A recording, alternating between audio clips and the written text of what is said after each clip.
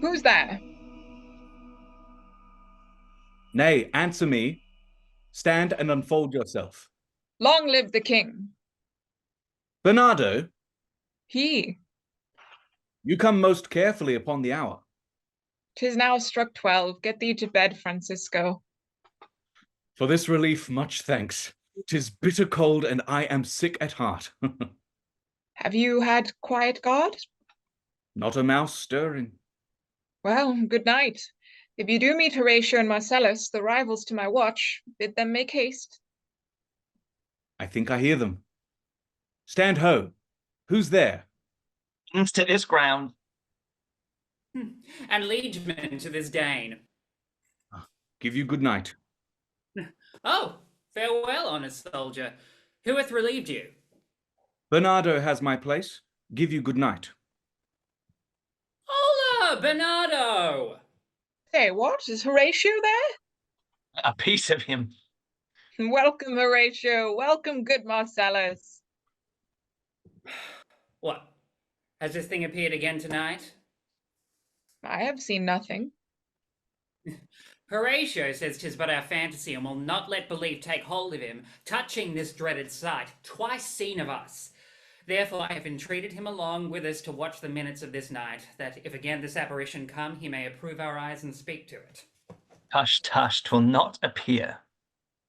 Sit down a while, and let us once again assail your ears that are so fortified against our story, what we have 2 nights seen. Well, sit we down, and let us hear Bernardo speak of this. Last night of all, when yon same star that's westward from the pole had made its course to illume part of heaven, where now it burns, Marcellus and myself, the bell then beating one. Peace! Break thee off. Look, where it comes again. In the same figure, like the thing that's dead. Thou art a scholar. Speak to it, Horatio. Look, it not like the king. Mark it, Horatio. Most like, it harrows me with fear and wonder. It would be spoken to.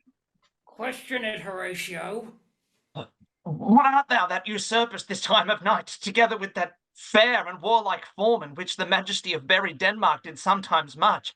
By heaven, I charge thee, speak. It is offended. See, it stalks away. Stay, speak, speak. I charge thee, speak. 'Tis gone, will not answer. How now, Horatio? You tremble and look pale. Is this something more than fantasy? What think you on it? God, I might not disbelieve without the sensible and true avouch of mine own eyes. Is it not like the king? As thou art to thyself, such was the very armour he had on when he was ambitious Norway combaters. So frowned he once, when in an angry pale he mounted the sledded poleaxe in the ice. 'Tis strange. Thus twice before, and jump at this dead hour, with martial store he hath gone by our watch. What particular thought to work I know not, but in the gross and scope of my opinion, this bodes some strange eruption to our state. Good now. Sit down, and tell me, he that knows, why this same strict and most observant watch so nightly toils the subject of the land, and why such daily cast of brazen cannon and foreign mark for implements of war? Why such impress as shipwrights, whose sore task does not divide the Sunday from the week, what might be towards? That this sweaty haste doth make the night joint labourer with the day. Who is it that can inform me? That can I. At least the whisper goes so.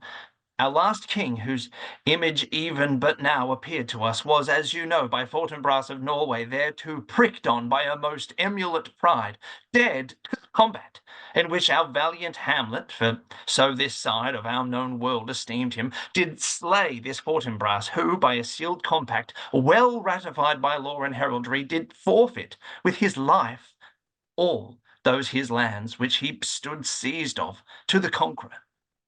Against the which a mighty competent was gagged by our king, which had returned to the inheritance of FORTINBRAS. Had he been vanquisher, as by the same covenant and carriage of the article designed, his fell to Hamlet.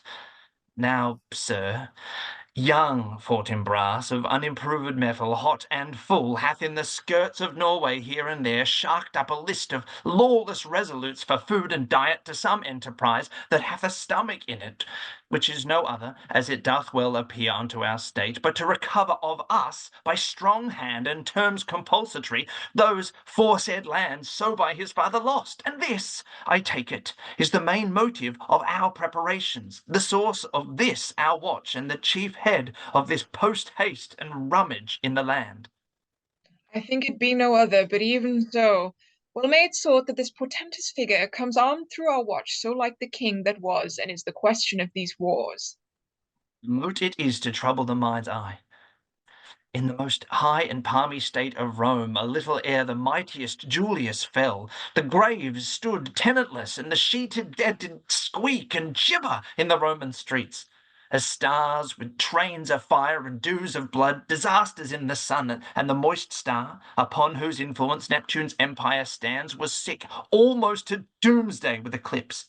And even the like precursor of fierce events as harbingers preceding still the fates and prologue to the omen coming, have heaven and earth together demonstrated unto our climatures and countrymen. Sot, behold, lo, where it comes again, I'll cross it, though it blast me. Stay, illusion, if thou hast any sound or use of voice, speak to me. If there be any good thing to be done that may to thee do ease and grace to me, speak to me. If thou art privy of thy country's fate, which happily foreknowing may avoid, oh, speak. Or if thou hast uphoarded in thy life extorted treasure in the womb of earth, for which, they say, you spirits oft walk in death, speak of it. Stay and speak. Stop it, Marcellus. Shall I strike at it with my partisan? No, if it will not stand. 'Tis here! 'Tis here. 'Tis gone. We do it wrong, being so majestical, to offer it the show of violence, for it is, as the air, invulnerable, and our vein blows malicious mockery. It was about to speak when the cock crew. It started like a guilty thing upon a fearful summons. I have heard the cock, that it is the trumpet to the morn, doth with his lofty and shrill-sounding throat awake the god of day, and at his warning, whether it's sea or fire, in earth or air, the extravagant and erring spirit hies to his confine, and the truth herein, this present object made probation. It faded on the crowing of the cock. Some say that ever gainst that season comes, wherein our Saviour's birth is celebrated, the bird of dawning singeth all night long, and then, they say, no spirit dares stir abroad. The nights are wholesome, then no planet strike, no fairy takes, nor witch hath power to charm, so hallowed and gracious is the time. So have I heard, and do in part believe it. But look, the morn in russet mantle clad walks o'er the Dure on yon high eastward hill. Break we our watch up, and by my advice, let us impart what we have seen tonight unto young Hamlet. For upon my life, this spirit dumb to us will speak to him. Do you consent we shall acquaint him with it, as needful in our loves, fitting our duty? Let's do it, I pray, and I this morning know where we shall find him most conveniently. Though yet of Hamlet, our dear brother's death, the memory be green, and that it us be fitted to bear our hearts in grief, and our whole kingdom to be contracted in one brow of woe. Yet so far hath discretion fought with nature, that we with wiser sorrow think on him, together with remembrances of ourselves. Therefore, our sometime sister, now our queen, imperial jointress to this warlike state, we have, as 'twere with a defeated joy, with an auspicious and dropping eye, with mirth in funeral, and with dirge in marriage, in equal scale weighing delight and dole, taken to wife. Nor have we herein barred your better wisdoms, which have freely gone with this fair along. For all, our thanks. Now follows that you know, young FORTINBRAS, holding a weak supposal of our worth, or thinking by our late dear brother's death our state to be disjoint and out of frame, colleagued with the dream of his advantage, he hath not failed to pester us with message, importing the surrender of those lands lost by his father with all bonds of law to our most valiant brother. So much for him. This much the business is. We have here writ to Norway, uncle of young FORTINBRAS, who, impotent and bedrid, scarcely hears of this his nephew's purpose, to suppress his further gate herein, in that the levies and lists and full proportions are all made out of his subject.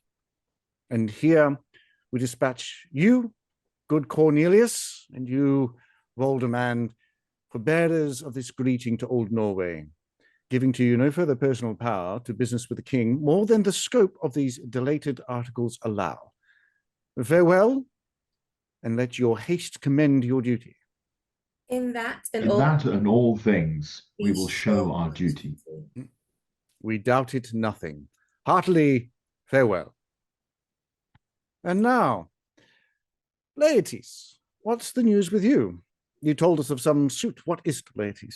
You cannot speak of reason to the Dane and loose your voice. What wouldst thou beg, Laertes? That shall not be my offer, not thy asking. The head is not more native to the heart, and the hand more instrumental to the mouth, than is the throne of Denmark to thy father. What wouldst thou have, Laertes? My dread lord, your leave and favor to return to France, from whence, though willingly I came to Denmark to show my duty in your coronation, yet now I must confess, that duty done, my thoughts and wishes bend again toward France, and bow them to your gracious leave and pardon. Have you your father's leave? What says Polonius? He hath, my lord, wrung from me my slow leave by labours and petition, and at last, upon his will, I sealed my heart consent. I do beseech you, give him leave to go. Take thy fair hour, Laertes. Time be thine, and thy best graces spended at thy will. But now, my cousin Hamlet and my son. A little more than kin and less than kind. How is it that the cloud still hangs on you? Not so, my lord. I am too much in the sun. Good Hamlet, cast thy nighted colour off, and let thine eye look like a friend on Denmark. Do not forever with thy veiled lids seek for thy noble father in the dust. Thou know'st 'tis common. All that lives must die, passing through nature to eternity. Aye, madam, it is common. If it be, why seems it so particular with thee? Seems, madam? Nay, it is. I know not seems. 'Tis not alone my inky cloak, good mother, nor customary suits of solemn black, nor windy suspiration of forced breath, no, nor the fruitful river in the eye, nor the dejected behaviour of the visage, together with all forms, moods, shapes of grief that can denote me truly. These indeed seem, for there are actions that a man might play, but I have that within which passeth show. These but the trappings and the suits of woe. 'Tis sweet and commendable in your nature, Hamlet, to give these mourning duties to your father. But you must know your father lost a father. That father lost his. And the survivor bound in filial obligation for some term to do obsequious sorrow. But to persevere in obstinate condolement is a course of impious stubbornness. It is unmanly grief. It shows a will most incorrect to heaven, a heart unfortified, a mind impatient, an understanding simple and unschooled. For what we know must be and is as common as any the vulgar thing to sense. Why should we in our peevish opposition take it to heart? Aye, 'tis a fault to heaven, a fault against the dead, a fault to nature, to reason most absurd, whose common theme is death of fathers, and who still hath cried from the first course till he that died today, this must be so. We pray you throw to earth this unprevailing woe, and think of us as a father. For let the world take note. You are the most immediate to our throne, and with no less nobility, love, than that which dearest father bears his son, I do impart toward you. For your intent in going back to school in Wittenberg, it is most retrograde to our desire. We beseech you, bend you to remain here in the cheer and comfort of our eye, our chiefest courtier, cousin, and our son. Let not thy mother lose her prayers, Hamlet. I pray thee stay with us. Go not to Wittenberg. I shall, in all my best, obey you, madam. Why, 'tis a loving and fair reply. Be as ourself in Denmark. Madam, come. This gentle and unforced accord of Hamlet sits smiling to my heart, that, in grace whereof, no jocund health that Denmark drinks today, but the great cannon to the clouds shall tell, and the kings rouse the heavens with brew it all again, bespeaking earthly thunder. Come, away. Oh, that this too solid flesh would melt. The whole resolve itself into a dew. Oh, that the everlasting had not set his cannon against self-slaughter. Oh, God, God. How weary, stale, flat, and unprofitable seem to me all the uses of this world. Fie on it, oh, fie! 'Tis an unweeded garden that grows to seed, things wreck and gross in nature, possess it merely. They should come to this. But 2 months dead, nay, not so much, not 2. So excellent a king that was to this, Hyperion to a satyr, so loving to my mother, that it might not between the winds of heaven visit her face too roughly. Oh, evidence! Ah, must I remember? Why, she would hang on him, as if increase of appetite had grown but what it fed on, and yet within a month. Oh, let me not think of it, frailty, thy name is woman, a little month. Oh, ere those shoes were old with which she followed my poor father's body like Niobe, all tears, why, even she, God, a beast that once this course of reason would have mourned longer, married with mine uncle, my father's brother, but no more like my father than I to Hercules, within a month. And yet the salt of most unrighteous tears and left the flushing in her gold eyes, she married. Oh, most wicked spade to boast with such dexterity to incestuous sheets. It is not, nor it cannot come to good. Break my heart. I must hold my tongue. Well, to your lordship. I'm glad to see you well. Horatio. I do forget myself. Same, my lord, and your poor servant ever. Oh, sir, my good friend. I'll change that name with you. And what make you from Wittenberg, Horatio? Marcellus! My good lord. Oh, I'm very glad to see you. Good even, sir. But what in faith make you from Wittenberg? Disposition, good my lord. Oh, I will not hear your enemy say so. Nor shall you do mine ear that violence to make it trusted of your own report against yourself. I know you are not truant. But what is your affair in Elsinore? We'll teach you to drink deeper, you depart. My lord, I came to see your father's funeral. Oh, I pray thee do not mock me. Fellow student, I think it was to see my mother's wedding. Indeed, my lord, it followed hard upon. Oh, thrift, Horatio, the funeral baked meats did coldly furnish forth the marriage tables. Would I had met my dearest foe in heaven, or ever I had seen that day, Horatio. My father. Oh, methinks I see my father. Where, my lord? In my mind's eye, Horatio. I saw him once. He was a goodly king. Oh, he was a man. Take him for all in all. I shall not look upon his like again. My lord? I think I saw him yesternight. So who? My lord, the king, your father. The king, my father. Season your admiration for a while with an attent ear till I may deliver upon the witness of these gentlemen this marvel to you. Oh, for God's love, let me hear. 2 nights together had these gentlemen, Marcellus and Bernardo, on their watch, in the dead vast and middle of the night, been thus encountered. A figure, like your father, armed at point exactly, cap a pie, appears before them, and with solemn march goes slowly and stately by them.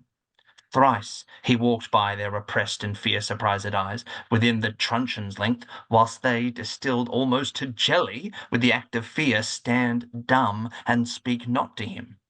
This to me, in dreadful secrecy imparted they did, and I with them the 3rd night kept the watch, where, as they had delivered, both in time, form of the thing, each word made true and good. The apparition comes. I knew your father. These hands are not more like. But where was this? My lord, upon the platform where we watch. Did you not speak to it? Lord, I did, but answer made it none. Yet once methought it lifted up its head and did address itself to motion, like as it would speak. But even then the morning cock crew loud, and that sound it shrunk in haste away and vanished from our sight. It's very strange. As I do live, my honoured lord, 'tis true. And we did think it writ down in our duty to let you know of it. Indeed, sirs, but this troubles me. Hold you the watch tonight? We do, my My lord. lord. Armed, say you? Armed, my lord. My lord. From top to toe? My lord, My from head to lord, foot. head to foot. Then saw you not his face? Oh yes, my lord, he wore his beaver up. What? Looked he frowningly? Countenance more in sorrow than in anger. Pale or red? Nay, very pale. And fixed his eyes upon you? Most constantly. Oh, I would had been there. It would have much amazed you. Oh, very like. Stayed it long?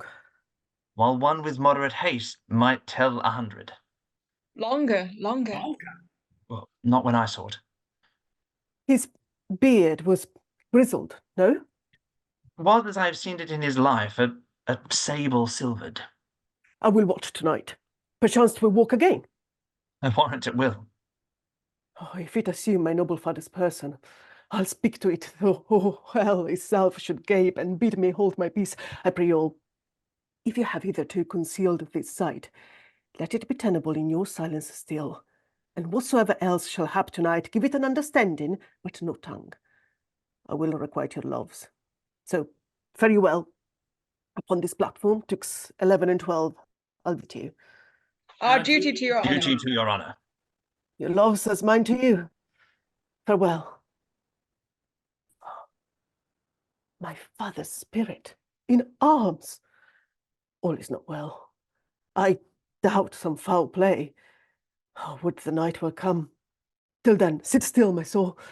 Foul deeds will rise, though all the earth overwhelm them to men's eyes. My necessaries are embarked. Farewell. And sister, as the winds give benefit and convoy his assistant, do not sleep, but let me hear from you. Do you doubt that? For Hamlet and the trifling of his favor, hold it a fashion and a toy in blood, a violet in the youth of primary nature, forward, not permanent, sweet, not lasting, the perfume and suppliance of a minute, no more. No more but so. Think it no more. For nature crescent does not grow alone and fuse in bulk, but as this temple waxes, the inward service of the mind and soul grows wide withal. Perhaps he loves you now, and now no soil nor coddle doth besmirch the virtue of his will, but you must fear his greatness weighed. His will is not his own, for he himself is subject to his birth. He may not, as unvalued persons do, carve for himself, for on his choice depends the safety and the health of this whole state. and therefore must his choice be circumscribed unto the voice and yielding of that body whereof he is the head. Then, if he says he loves you, it fits your wisdom so far to believe it as he in his particular act and place may give his saying deed, which is no further than the main voice of Denmark goes withal. And weigh what loss your honor may sustain, if with too credent ear you list his songs, or lose your heart, or your chaste treasure open to his unmastered importunity. Fear it, Ophelia, fear it, my dear sister, and keep you in the rear of your affection, out of the shot and danger of desire. The chariest maid is prodigal enough if she unmask her beauty to the moon.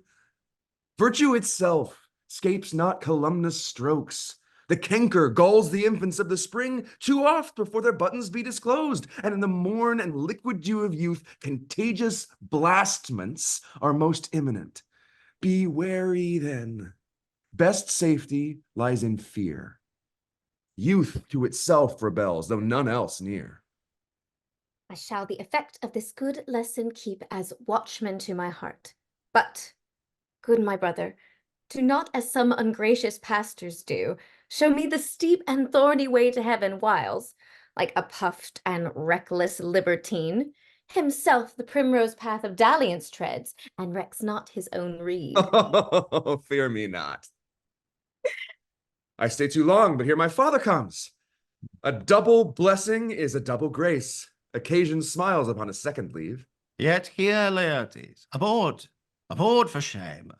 The wind sits in the shoulder of your sail, and you are stayed for. There, my blessings with thee.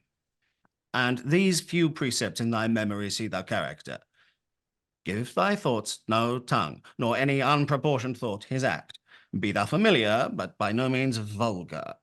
Those friends thou hast, and their adoption tried, grapple them to thy soul with hoops of steel, but do not dull thy palm with entertainment of each new-hatched, unfledged comrade. Beware of entrance to a quarrel, but being in, bear it that the opposite may beware of thee. Give every man thy ear, but few thy voice. Take each man's censure, but reserve thy judgment. Costly thy habit as thy purse can buy, but not expressed in fancy. Rich, not gaudy, for the apparel oft proclaims the man, and they in France of the best rank and station are of a most select and generous chief in that. And neither a borrower nor a lender be, for loan oft loses both itself and friend, and borrowing dulls the edge of husbandry.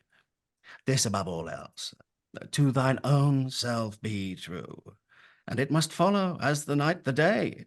Thou canst not then be false to any man. Farewell, my blessing.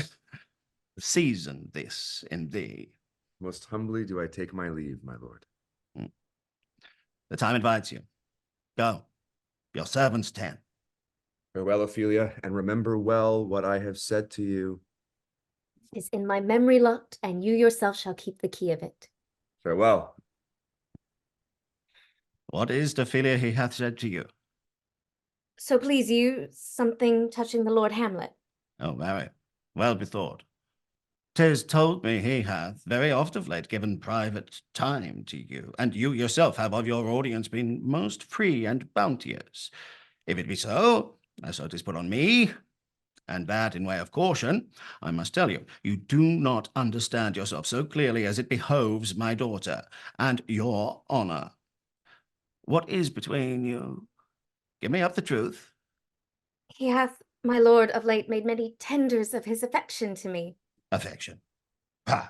You speak like a green girl, unsifted in such perilous circumstance. Do you believe his tenders, as you call them? I do not know, my lord, what I should think. Oh, Mary, I'll teach you. Think yourself a baby that you have ta'en these tenders for true pay, which are not sterling. Tender yourself more dearly, or, not to crack the wind of the poor phrase, running it thus, you'll tender me a fool. My lord, he hath importuned me with love in honorable fashion. Ah, fashion you may call it. Go to, go to. And hath given countenance to his speech, my lord, with almost all the holy vows of heaven. Ah, springes to catch woodcocks. I do know when the blood burns how prodigal the soul lends the tongue vows. These blazes, daughter, giving more light than heat, extinct in both, even in their promise as it is a making, you must not take for fire. From this time be somewhat scanter of your maiden presence. Set your entreatments at a higher rate than a command to parley. For Lord Hamlet, believe so much in him that he is young, and with a larger tether may he walk than may be given you. In few, Ophelia, do not believe his vows, for they are brokers, not of that dye which their investments show, but mere implorators of unholy suits, breathing like sanctified and pious bawds, the better to beguile. This is for all. I would not, in plain terms, from this time forth, have you so slander any moment leisure as to give words or talk with the Lord Hamlet. Look to it, I charge you. Come your ways. I shall obey, my lord. Yeah, bites shrewdly. It is very cold. It is a nipping and eager air. What hour now? I think it lacks of 12. No, it is struck. Indeed? I heard it not. Then it draws near the season wherein the spirit held his wont to walk. What does this mean, my lord? The king doth wake tonight and takes his rouse, keeps wassail and the swagrin upspring reels. And as he drains his draughts of Rhenish down, the kettle drum and trumpet drafts spray out the triumph of his pledge. And a custom? Aye, merry ist. But to my mind, though I am native here, and to the manor born, it is a custom more honoured in the breach than the observance. These heavy-headed revel east and west make us reduced and taxed of other nations. They clap us drunkards, and with a swinish phrase soil our addition, and indeed it takes from our achievements, though performed at height, the pith and marrow of our attributes. So oft it chances in particular men that for some vicious mole of nature in them, as in their birth, wherein they are not guilty, since nature cannot choose his origin, by the overgrowth of some complexion, oft breaking down the pales and faults of reason, or by some habit that too much leavens the form of plausive manners, that these men, carrying, as I say, the stamp of one defect, being nature's livery or fortune's star, their virtues else, be they as pure as grace, as infinite as men may undergo, shall, in the general censure, take corruption from that particular fault. The drum of evil doth all the noble substance of a doubt to his own scandal. My lord, it comes. Oh, angels and ministers of grace, defend us. Be thou a spirit of health, or goblin damned. Bring with thee airs from heaven, or blasts from hell. Be thy intents wicked or charitable. Thou comest in such a questionable shape that I will speak to thee. I'll call thee Hamlet, King, Father, Royal Dane. Oh, answer me! Let me not burst in ignorance, but tell why these canonized bones, hearsed in death, have burst their cerements, why the sepulchre wherein we saw thee quietly annured and us opened his ponderous and marble jaws to cast thee up again.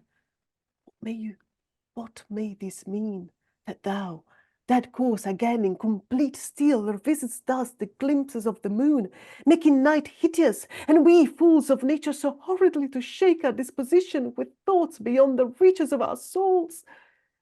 Say, why this? Wherefore? What should we do?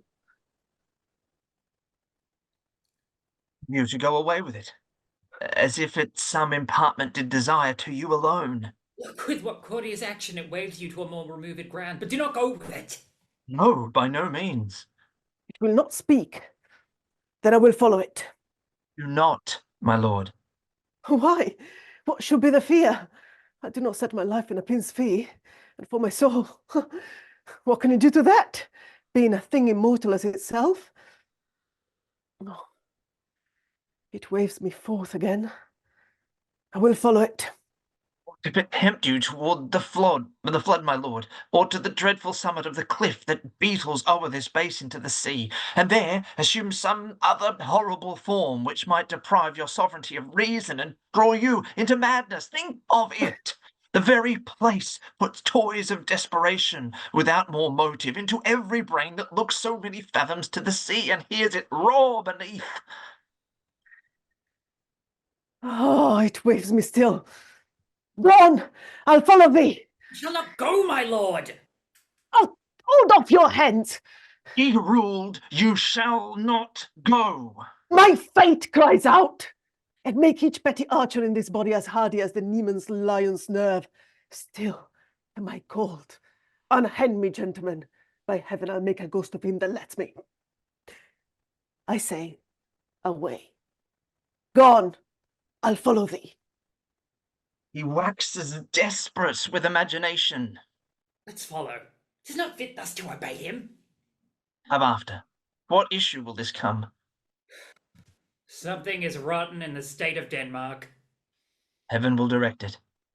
Nay, let's follow him. Where wilt thou lead me? Speak, I'll go no further. My hour is almost come, when I to sulphurous and tormenting flames must render up myself. Alas, poor ghost. Pity me not, but lend thy serious hearing to what I shall unfold. Speak, I am bound to hear. So art thou to revenge, when thou shalt hear. What? I am thy father's spirit, doomed for a certain term to walk the night, and for the day confined to fast in fires, till the foul crimes done in my days of nature are burnt and purged away.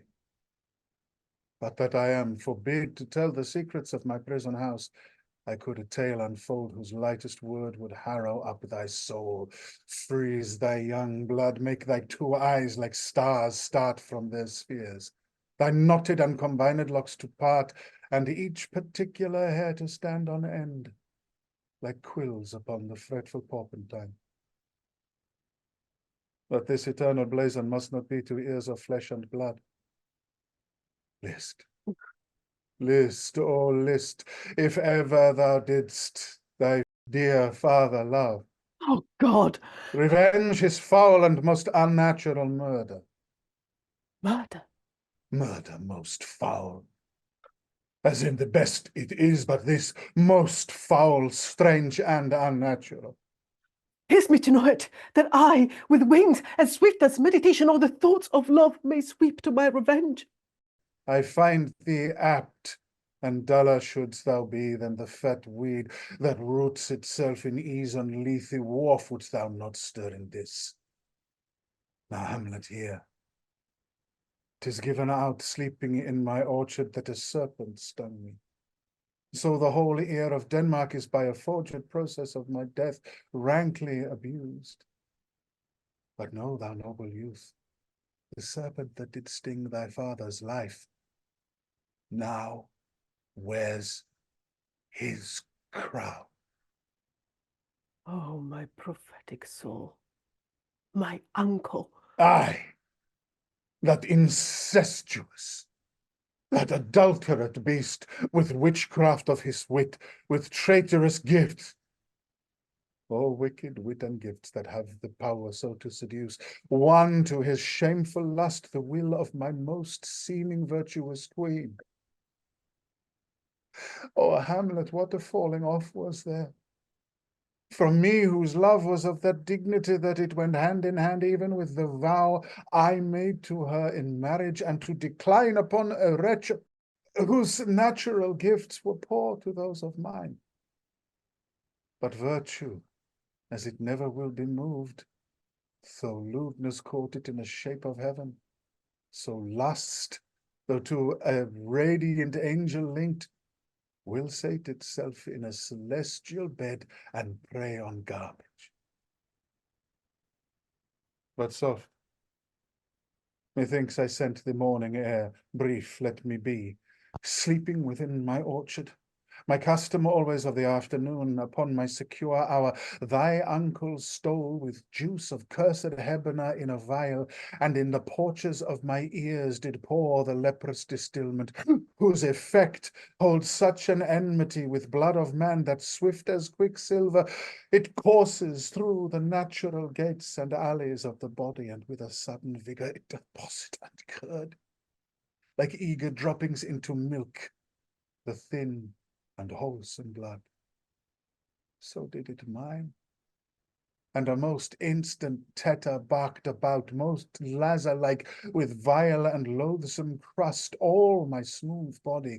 Thus was I, sleeping by a brother's hand, of life, of crown, of queen at once dispatched, cut off even in the blossoms of my sin, unhoused, disappointed, unannaled, no reckoning made, but sent to my account with all my imperfections on my head. Oh, horrible, horrible, most horrible. If thou hast nature in thee, bear it not. Let not the royal bed of Denmark be a couch for luxury and damned incest. But howsoever thou pursuest this act, taint not thy mind, nor let thy soul contrive against thy mother aught. Leave her to heaven, and to those thorns that in her bosom lodge, to prick and sting her. Fare thee well at once. The glowworm shows the matin to be near, and gins to pale his uneffectual fire. Adieu. Adieu. Hamlet. Remember me. Oh, you host of heaven, oh earth, what else? And shall I couple hell? Oh, fie! Hold my heart, and you, my sinews, grow not instant old, but bear me stiffly up. Remember thee. Ay, thou poor ghost, while memory holds a seat in this distracted globe, remember thee, yea. From the table of my memory I'll wipe away all trivial fond records, all shows of books, all forms, all precious past that youth and observation copied there, and thy commandment all alone shall live within the book and volume of my brain, unmixed with baser matter. Yes, by heaven, oh, most pernicious woman, oh, villain, villain, smiling, damned villain, my tables. Oh, meet it is, I set it down. Oh, that one may smile and be a villain. At least I'm sure it may be so in Denmark. Oh, so, uncle, there you are. Now to my word, it is adieu, adieu. Remember me. I've sworn. Lord, my lord, Lord Hamlet! heaven secure him. Hello. Oh boy. Come, bird, come. How is it, my noble lord? Good news, my lord. Oh, wonderful. Good, my lord, tell it. No, you will reveal it. Time, my lord, by heaven. Nor I, my lord. How you say then? Would heart of man once think, but you'll be secret? By heaven, my lord. By heaven, my lord. Oh, there's ne'er villain dwelling in old Denmark, but he's an errant knave.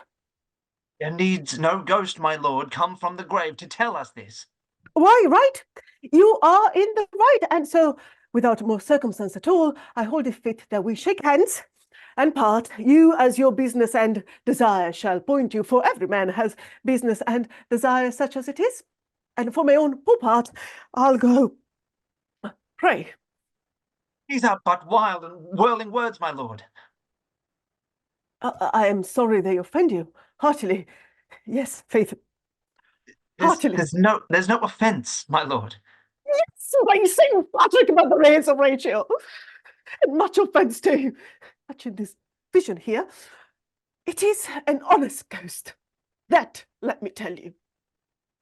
For your desire to know what is between us, or master it as you may, and now, good friends, you are friends, scholars and soldiers, give me one poor request. Yes, my lord, we will. Never make known what you have seen tonight. My lord, we will My not. lord, we will not. Nay, but swear it. In faith, my lord, not I. Nor I, my lord, in faith. Upon my sword.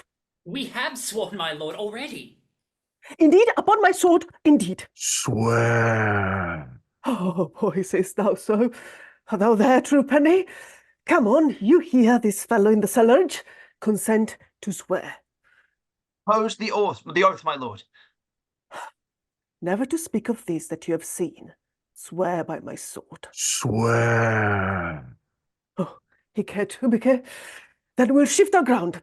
Come hither, gentlemen, and lay your hands again upon my sword. Swear by my sword, never to speak of this that you have heard. Swear by his sword.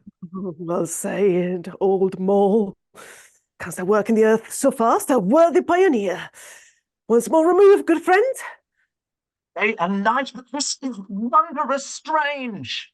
And therefore, as a stranger, give it welcome. Oh, there are more things in heaven and earth, Horatio, than are dreamt of in your philosophy.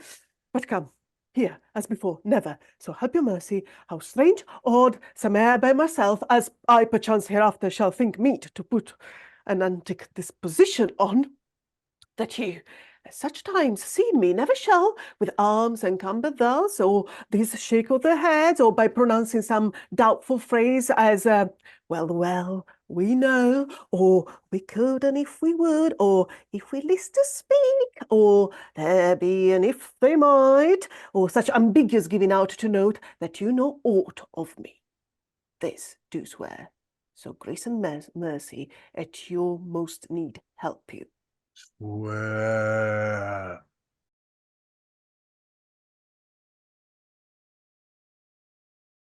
Rest, rest, perturbed spirit.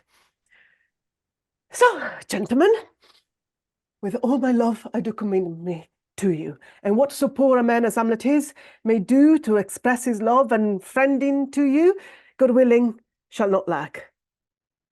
Let us go in together, and still your fingers on your lips, I pray. The time is out of joint. Oh, cursed spite that ever I was born to set it right.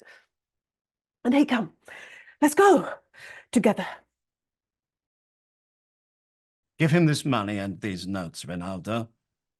I will, my lord. You shall do marvellously wisely, good Reynaldo, before you visit him to make inquire of his behaviour. My lord, I did intend it. Yeah, marry, well said, very well said. Look you, sir, inquire me first what danskers are in Paris, and how and who, what means and where they keep, what company at what expense. And finding by this encompassment and drift of question that they do know, my son, come you more nearer than your particular demands will touch it. Take you as 'twere some distant knowledge of him, as thus, I know his father and his friends, and in part him. Do you mark this, Reynaldo? Aye, very well, my lord. Yeah, and in part him, but you may say not well. But if it be he I mean, he's very wild, addicted, so and so, and there, put on him what forgeries you please. None so rank as may dishonour him, take heed of that, but such wanton, wild, and usual slips as our companions noted and most known to youth and liberty. Yeah.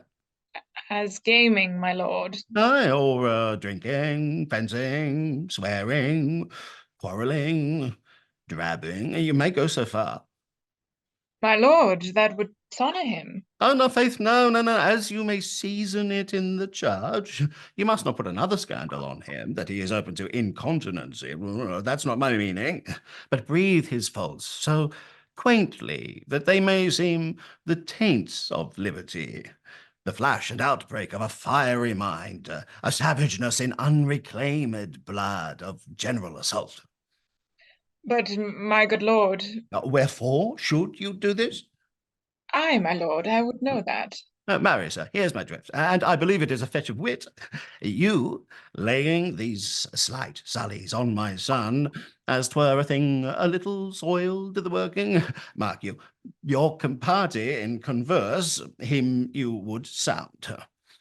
Having ever seen in the predominant crimes the youth you breathe of guilty, be assured he closes with you in this consequence. Good sir, or friend, or gentleman, according to the phrase or the addition of man and country. Very good, my lord. Yeah. And then does he this? He does. What was I about to say? Oh, by the mass, I was about to say something. Where did I leave? At closes in consequence at a friend or so, and a gentleman. That closes in the consequence. I marry. He closes thus. I know the gentleman. I saw him yesterday, or the other day, or then, with such or such. And as you say, there was he gaming, there, or Tolkien's vows, there falling out at tennis, or perchance I saw him enter such a house of sale, videlicet a brothel, or so forth. See you now? Your bait of falsehood takes this carp of truth, and thus do we of wisdom and of reach, with windlasses and with assays of bias, by indirections find directions out. So, by my former lecture and advice, shall you, my son. You have me? Have you not? My lord, I have. Aye. God be with you. Fare you well. Good, my lord. Observe his inclination in yourself. I shall, my lord. And let him ply his music. Well, my lord. Well, farewell. Oh, Oh, how now, Ophelia? What's the matter? oh, my lord, I have been so affrighted. With what in the name of God? My lord, as I was sewing in my closet, Lord Hamlet, with his doublet all embraced, no hat upon his head, his stockings fouled, ungartered and down-gyved to his ankle, pale as his shirt, his knees knocking each other, and with a look so piteous in purport, as if he had been loosed out of hell to speak of horrors, he comes before me. Mad for thy love? Lord, I do not know, but truly I do fear it. What said he? He took me by the wrist and held me hard. Then goes he the length of his arm, and with his hand thus o'er his brow, falls to such perusal of my face as he would draw it. Long stayed he so. At last, a little shaking of mine arm, and thrice his head thus waving up and down, he raised a sigh so piteous and profound, as it did seem to shatter all his bulk and end his being. That done, he lets me go, and with his head over his shoulder turned, he seemed to find his way without his eyes. For out of doors he went without their helps, and to the last bended their light on me. Come, go with me. I will go seek the king. This is the very ecstasy of love, whose violent property foredoes itself. It lends the will to desperate undertakings, as oft as any passion under heaven that does afflict our natures. Oh, I am sorry. What? Have you given him any hard words of late? No, my good lord, but as you did command, I did repel his letters and denied his access to me. Oh, that hath made him mad. I am sorry that with better heed and judgment I had not courted him. I feared he did but trifle, and meant to wreck thee. Oh, but beshrew my jealousy, my heaven! It is as proper to our age to cast beyond ourselves in our opinions, as it is common for the younger sort to lack discretion. Come, go we to the king. This must be known, which, being kept close, might move more grief to hide than hate to utter. Come. Welcome, dear Rosenkrantz and Guildenstern. Moreover, that we did much long to see you. The need we have to use you did provoke our hasty sending. Something you have heard of Hamlet's transformation. So call it, saith nor the exterior nor the inward man resembles that it was.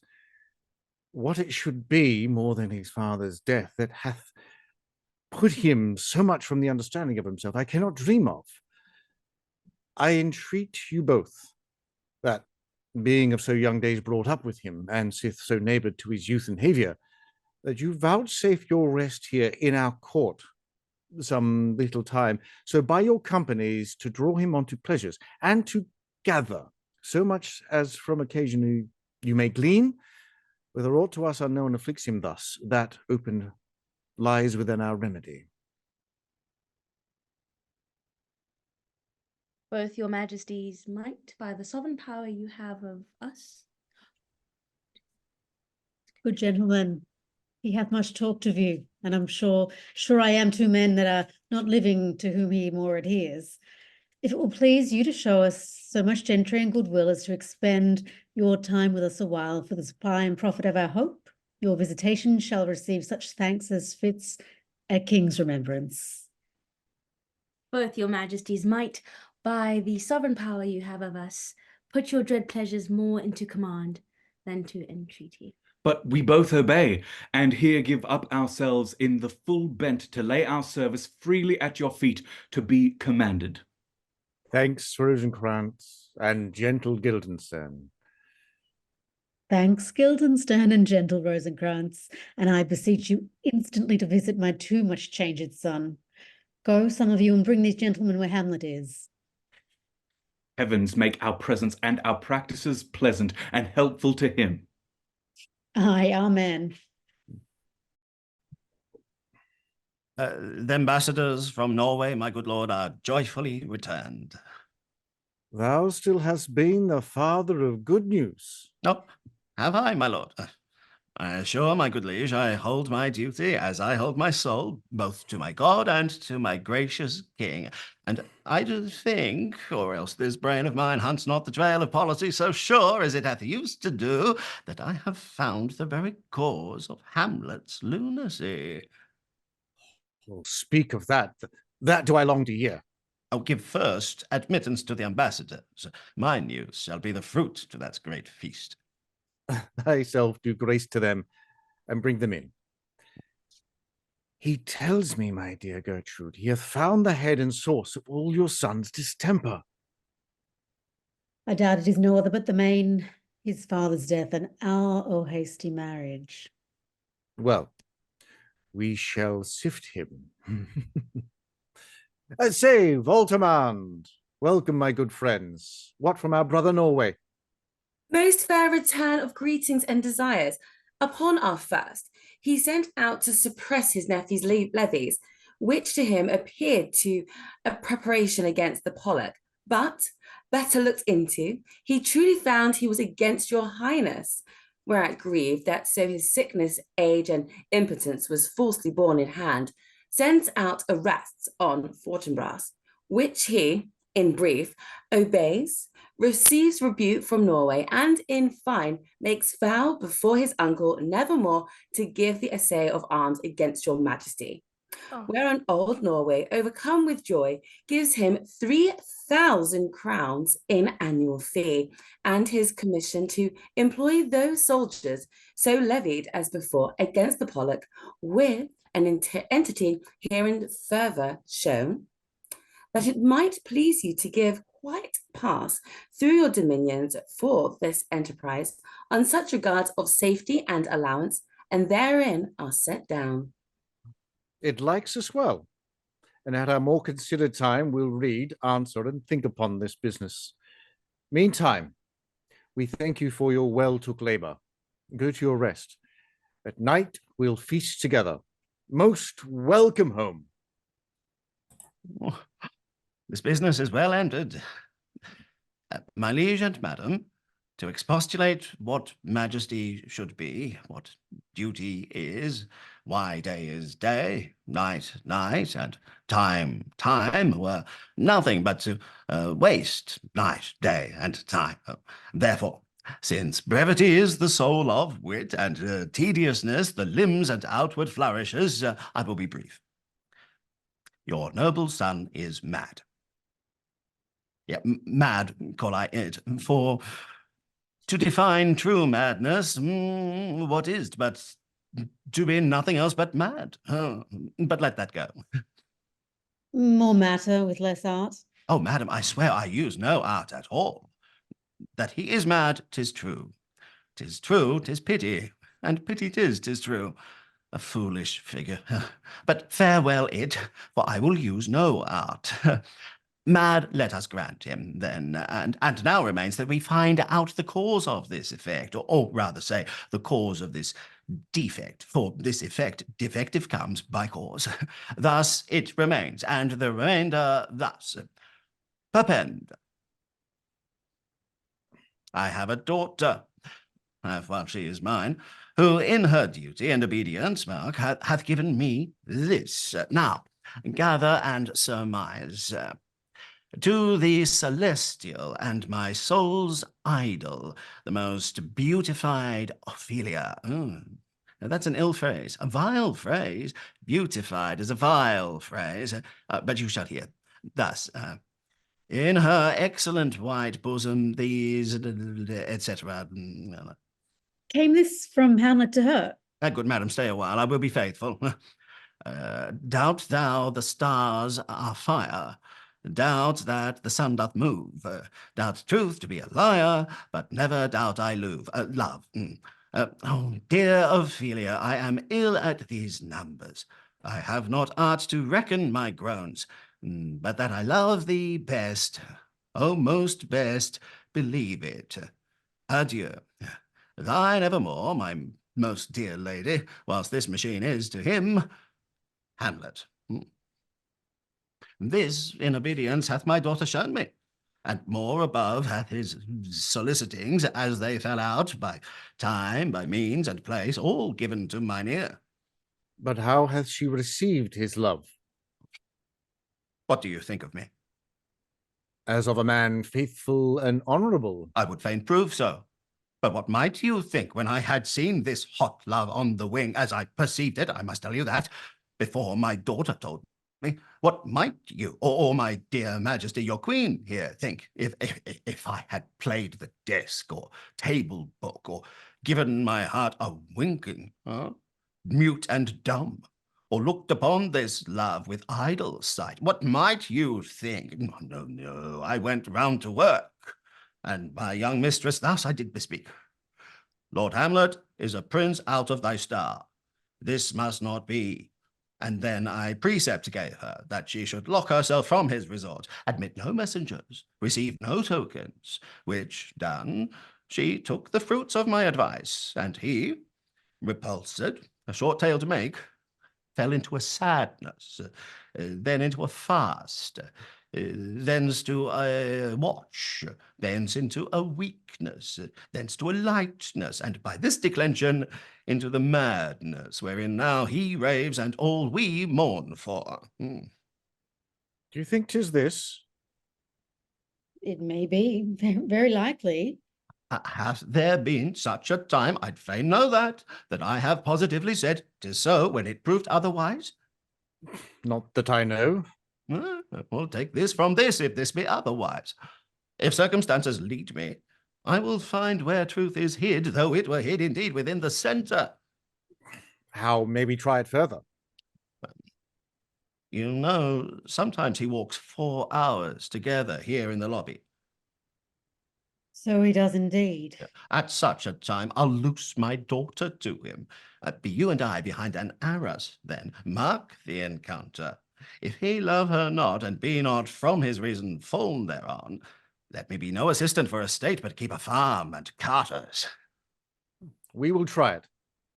But look where sadly the poor wretch comes hither. Madam, will it please your grace to leave us here? With all my heart, and for your part, Ophelia, I do wish that your good beauties be the happy cause of Hamlet's wildness, So shall I hope your virtues will bring him to his wonted way again, to both your honours? Madam, I wish it may.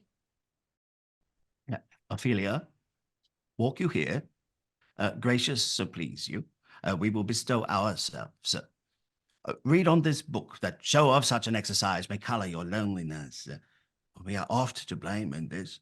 'Tis too much proved that with devotion's visage and pious action, we do sugar o'er the devil himself. Oh, 'tis too true. How smart a lash that speech doth give my conscience.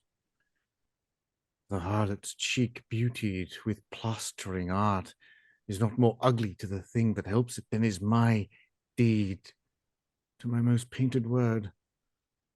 Oh, heavy burden. I hear him coming. Let's withdraw, my lord.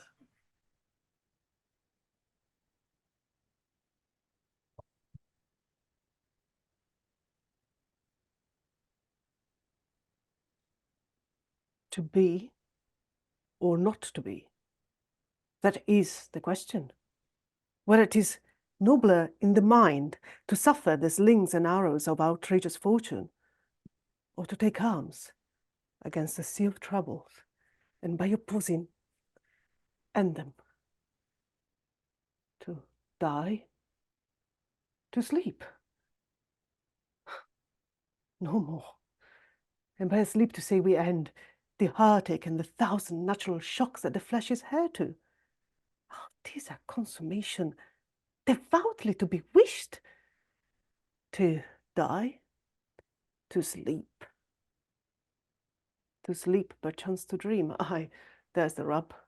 For in that sleep of death, what dreams may come, when we have shuffled off this mortal coil, must give us pause. Oh, there's the respect that makes calamity of so long life.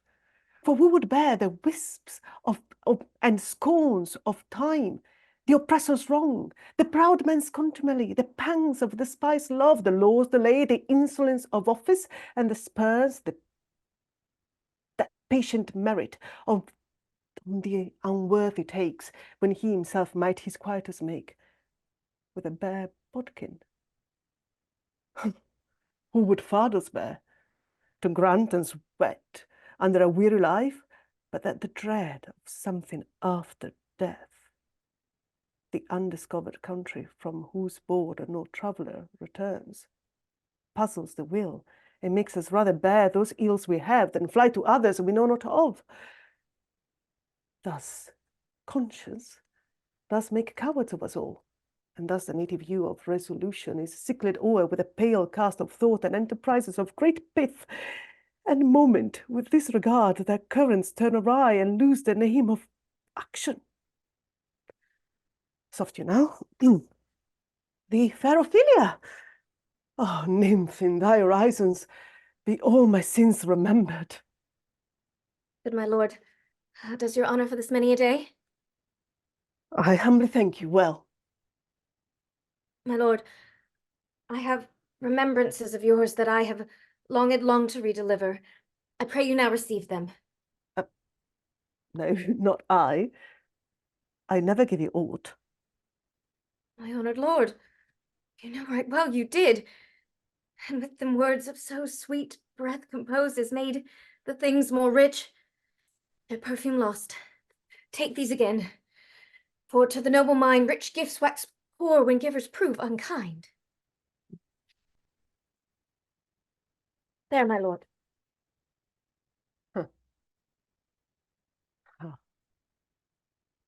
Are you honest? My lord? Are you fair? What means your lordship? That you be honest and fair. Your honesty should admit no discurse to your beauty. Could beauty, my lord, have better commerce than with honesty? Oh, truly.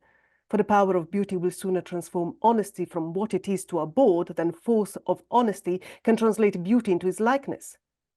This was sometime a paradox, but now the time gives it proof.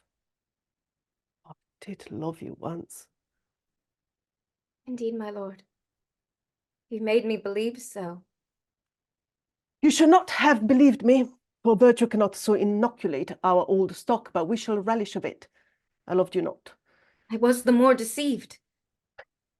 Get thee to a nunnery. Why wouldst thou be a breeder of sinners? I am myself, well, indifferent, honest, but yet I could accuse me of such things that it were better my mother never born me. I am very proud, revengeful, ambitious, with more offence on my back than I have thoughts to put them in, imagination to give them shape, or time to act them in. What should such fellow as I do, crawling between earth and heaven? We are arrant knaves, all, believe none of us. Go thy ways to a nunnery. Where's your father? At home, my lord. Let the doors be shut upon him, that he may play the fool nowhere but in his own house.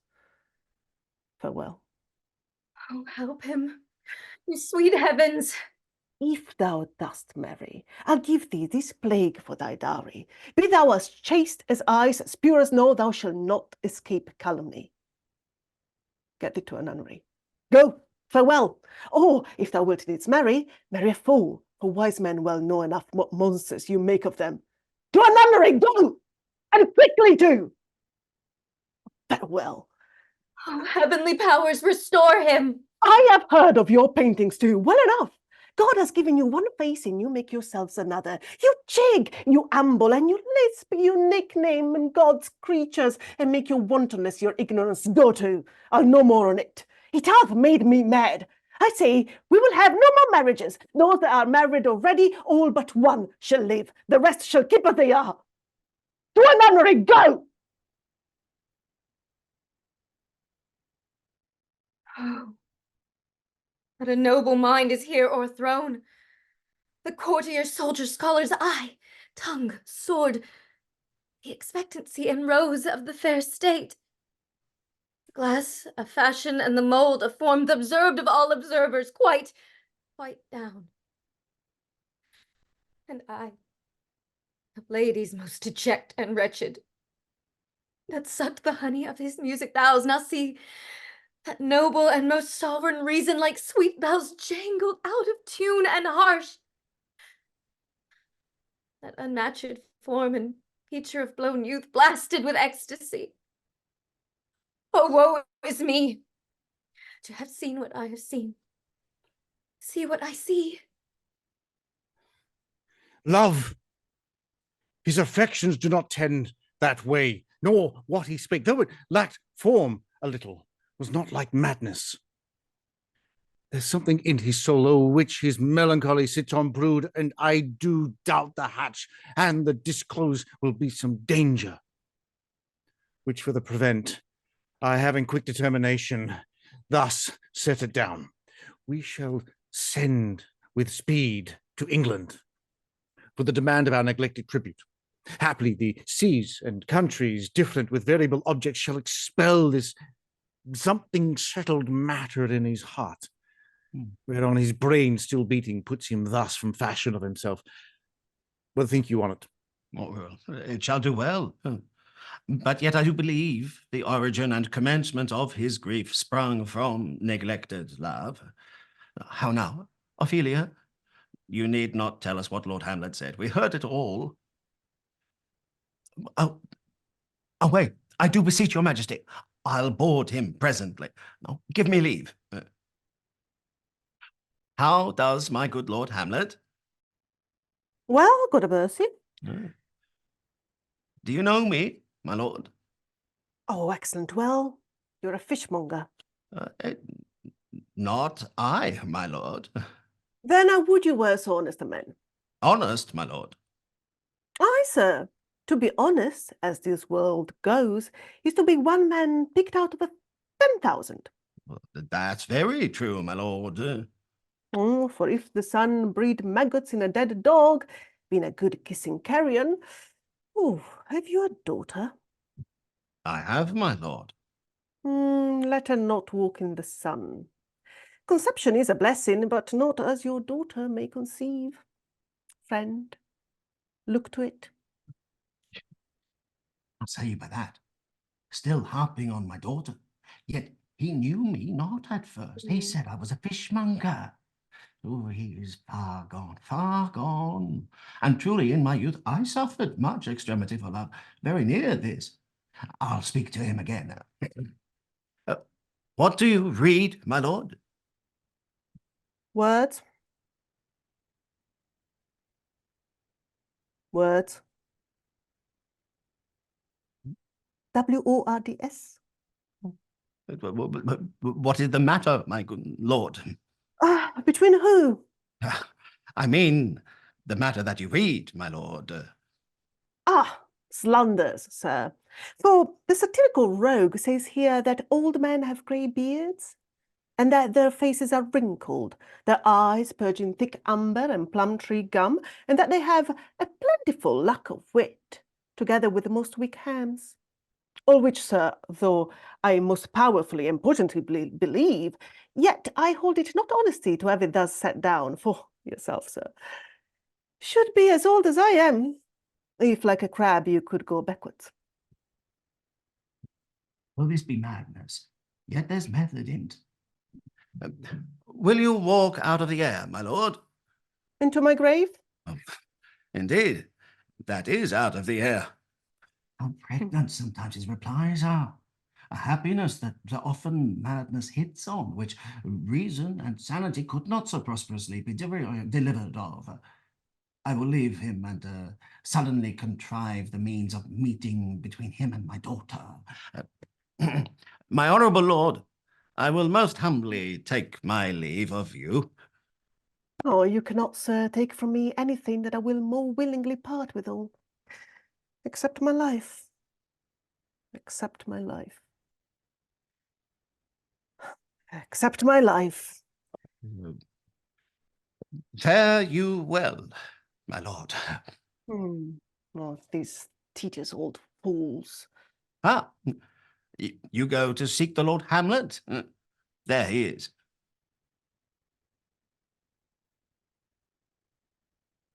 God save you, sir.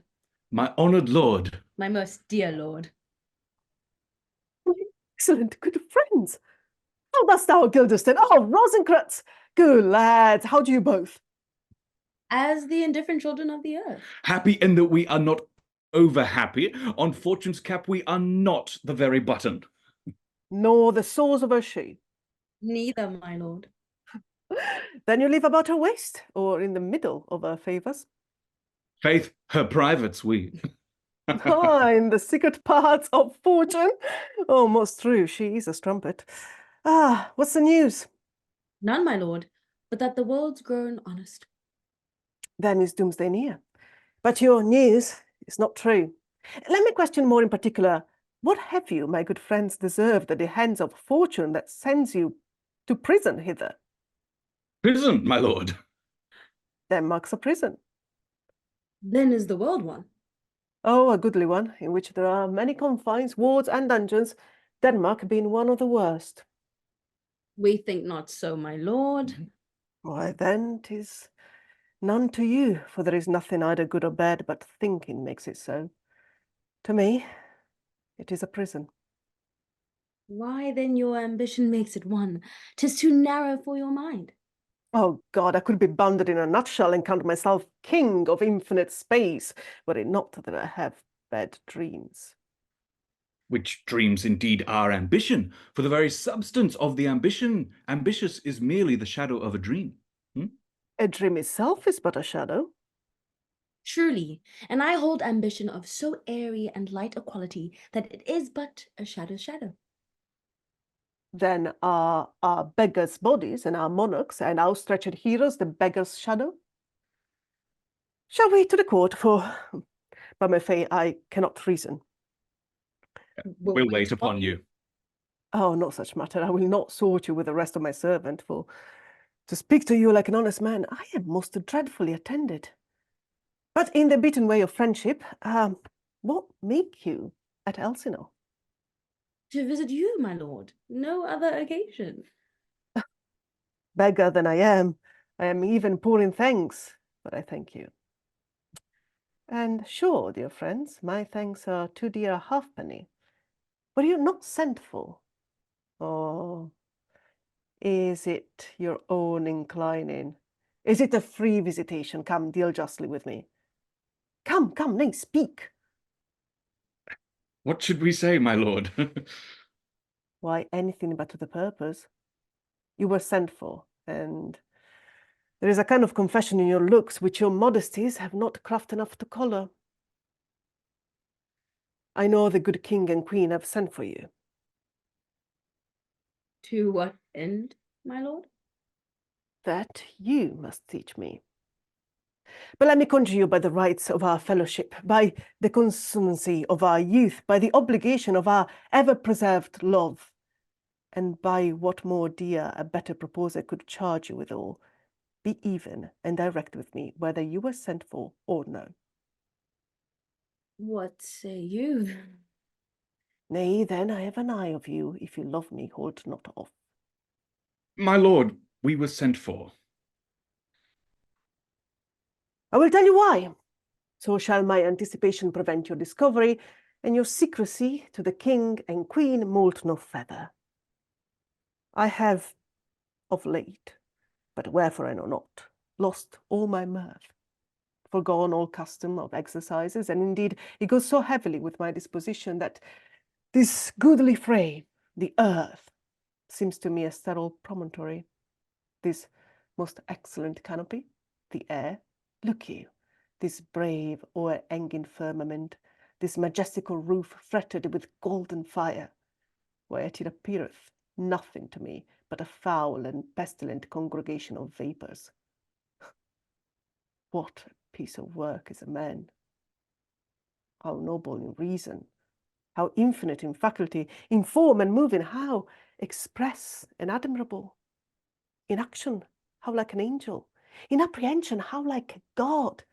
The beauty of the world, the paragon of animals! And yet to me, what is this quintessence of dust?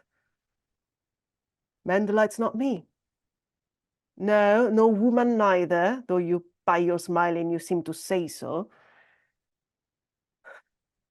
My lord, there was no such stuff in my thoughts. Oh, why did you laugh then when I said men delights not me? To think, my lord, if you delight not in man, what lintel entertainment the players shall receive from you. We courted them on the way, and hither are they coming to offer you service. Oh, he that plays the king shall be welcome. His majesty shall have tribute of me. The adventurous knight shall use his foil and target. The lover shall not sigh gratis. The humorous man shall end his part in peace. The clown shall make those laugh whose lungs are tickled o'er the year. And the lady shall say her mind freely, or the blank verse shall hold for it. What players are they? Even those you won't take delight in it, the tragedians of the city. How chance it they travel? Their residence, both in reputation and profit, was better both ways. I think their innovation comes by the means of the late innovation. Do they hold the same estimation they did when I was in the city? Are they so followed? Oh, indeed, are they not? How comes it? Do they grow rusty? Nay, their endeavour keeps in the wonted pace, but there is, sir, an area of children, little Iases, that cry out on the top of question and are most tyrannically clapped for it. These are now the fashion, and so berattle the common stages, so they call them, that many wearing rapiers are afraid of goose quills and dare scarce come thither. What? Are they children? Who maintains them? How are they escorted?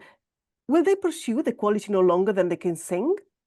Will they not say afterwards, if they should grow themselves to common players, as it is most like, if their means are no better, that writers do them wrong to make them exclaim against their own succession? Faith, there has been much to do on both sides, and the nation holds it no sin to tar them to controversy. There was for a while no money bid for argument unless the poet and the player went to cuffs in question. Is it possible? There has been so much throwing about of brains. Do the boys carry it away? That they do, my lord. Hercules and his load too. Oh, it is not very strange, for mine uncle is king of Denmark. And those that would make mouths at him while my father lived give 20, 40, 50, and 100 ducats apiece for his picture in little. Oh, sblood, there is something in this more than natural, if philosophy could find it out. Ah, there are the players. Ah, gentlemen, you are welcome to Elsinore. Your hands, come then. The appurtenance of welcome is fashion and ceremony. Let me comply with you in this garb, lest my extent to the players, which I tell you must show fairly outward, should more appear like entertainment than yours. You're welcome. But my uncle father and aunt mother are deceived. In what, my dear lord? I am but mad north-northwest. When the wind is southerly, I know a hawk from a hensaw. Well be with you, gentlemen. Hark you, Guildenstern, and you too. At each ear I hear, that great baby you see there is not yet out of his swaddling clouds. Happily, he's the second time come to them, for they say an old man is twice a child. Oh, I will prophesy he comes to tell me of the players. Mark it. You say right, sir. On Monday morning 'twas so indeed. My lord, I have news to tell you. My lord, I have news to tell you. When Rochus was an actor in Rome. The actors are come hither, my lord. Oh, bzz, bzz, bzz. Upon mine honour.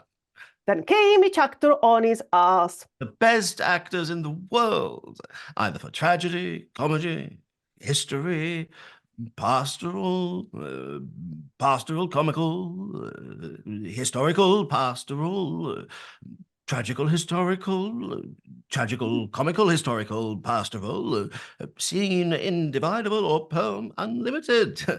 Seneca cannot be too heavy, nor Plautus too light. For the law of wit and the liberty, these are the only men. Oh, Jephthah, judge of Israel, what a treasure art thou! And what a treasure had he, my lord? Why, one fair daughter and no more, which he loved passing well. Still on my daughters. Am I not in the right, old Jephthah? Well, if you call me Jephthah, my lord, I have a daughter that I love passing well. Oh, nay, that follows not. Well, what follows then, my lord? Why, as by lot God wot, and then, you know, it came to pass as most like it was. The first row of the pious chanson will show you more, for look where my abridgment comes. Oh. You are welcome, masters. Welcome all. I am glad to see thee well. Welcome, good friends. Oh, my old friend, thy face is balanced since I saw thee last. Comes thou to beard me in Denmark? What? My young lady and mistress? By our lady, your ladyship is nearer to heaven than when I saw you last, by the altitude of a Chopin. Pray God, your voice, like a piece of uncurrent gold, be not cracked within the ring. Masters, you are all welcome. We'll into it like French falconeers. Fly at anything we see. We'll have a speech straight. Come, give us a taste of your quality. Come, a passionate speech. What speech, my lord? What speech? Oh, I heard thee speak me a speech once, but it was never acted, or if it was, not above once. For the play, I remember, pleased not the million. 'Twas caveat to the general, but it was as I received it, and others whose judgments in such matters cried in the top of mine, an excellent play, well digested in the scenes, set down with as much modesty as cunning. I remember one said that there was no sullets in the lines to make the matter savoury, nor no matter in the phrase that might indict the author of affectation, but called it an honest method, as wholesome as sweet, and by very much more handsome than fine. One speech in it I chiefly loved. 'Twas Aeneas' tale to Dido, and thereabout of it, especially when he speaks of Priam's slaughter. If it live in your memory, begin at this line. Let me see. Let me see. The rugged Pyrrhus, like Hyrcanian beast. It is not so. It begins with Pyrrhus. The rugged Pyrrhus. He was sable arms, black as his purpose, did the knight resemble, when he lay couched in the ominous horse, hath now this dread and black complexion smeared, with heraldry more dismal, head to foot. Now is he total jewels, horrid tricked with blood of fathers, mothers, daughters, sons, baked and impasted with the parching street that lend a tyrannous and damned light to the Lord's murder, roasted in wrath and fire, and thus o'ersized with coagulate gore, with eyes like carbuncles, the hellish Pyrrhus, old grandsire Priam's seeks. So proceed you. Oh God, my lord, well spoken, with good acts and a good discretion.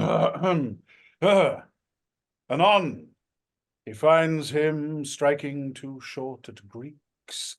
His antique sword, rebellious to his arm, lies where it falls, repugnant to command. Unequal matched, Pyrrhus at Priam drives, enraged strikes wide, but with the whiff and wind of his fell sword, the unnerved father falls.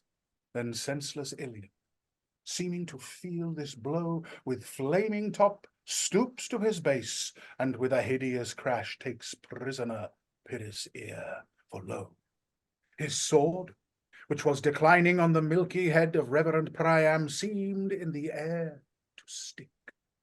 So as a painted tyrant, Pyrrhus stood, and like a neutral to his will and matter, did nothing.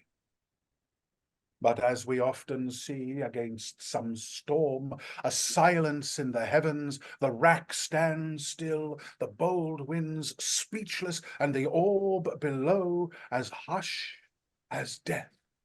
Anon, the dreadful thunder doth rend the region. So after Pyrrhus' pause, a roused vengeance sets him new a work, and never did the Cyclops' hammers fall on Mars's armour forged for proof etern, with less remorse than Pyrrhus' bleeding sword now falls on Priam. Out! Out, thou strumpet fortune! All you gods in general synod, take away her power, break all the spokes and fellies from her wheel, and bowl the round nave down the hill of heaven as low as to the fiends. This is too long. Shout to the barbers with your beard. Prithee, say on. He's for a jig or a tale of bawdry, or he sleeps. Say on. Come to Hecuba. Ah. But who, ah woe, had seen the moblet queen? The moblet queen. That's good. Moblet queen is good. Run barefoot up and down, threatening the flames with bison room, a clout upon that head where late the diadem stood, and for a robe about her lank and all o'erteemed loins, a blanket in the alarm of fear caught up. Who this had seen, with tongue in venom steeped, 'gainst fortune's state would treason have pronounced. But if the gods themselves did see her then, when she saw Pyrrhus make malicious sport in mincing with his sword her husband's limbs, the instant burst of clamour that she made, unless things mortal move them not at all, would have made milch the burning eyes of heaven, and passion in the gods. Look, where he has not turned his colour, and his tears in his eyes. Oh, prithee, no more. Oh, oh. 'Tis well. I'll have thee speak out of the rest soon. Good my lord, will you see the players well bestowed? Do you hear? Let them be well used, for they are the abstract and brief chronicles of the time. After your death, you were better have a bad epitaph than their ill report while you live. My lord, I will use them according to their desert. Watkins, man, much better. Use every man after his desert, and who should escape a whipping? Use them after your own honour and dignity. The less they deserve, the more merit is in your bounty. Take them in. Come, sirs. Follow him, friends. We'll hear a play tomorrow. Dost thou hear, old friend? Can you play the murder of Gonzago? Aye, my lord. Well, We'll head tomorrow night. You could, for a need, study a speech of some 12 or 16 lines, which I would set down and insert in it, could you not? Aye, my lord. Very well. Follow that lord, and look you mock him not. My good friends, I'll leave you till night. You're welcome to Elsinore. Good, my lord. Aye, so goodbye to you.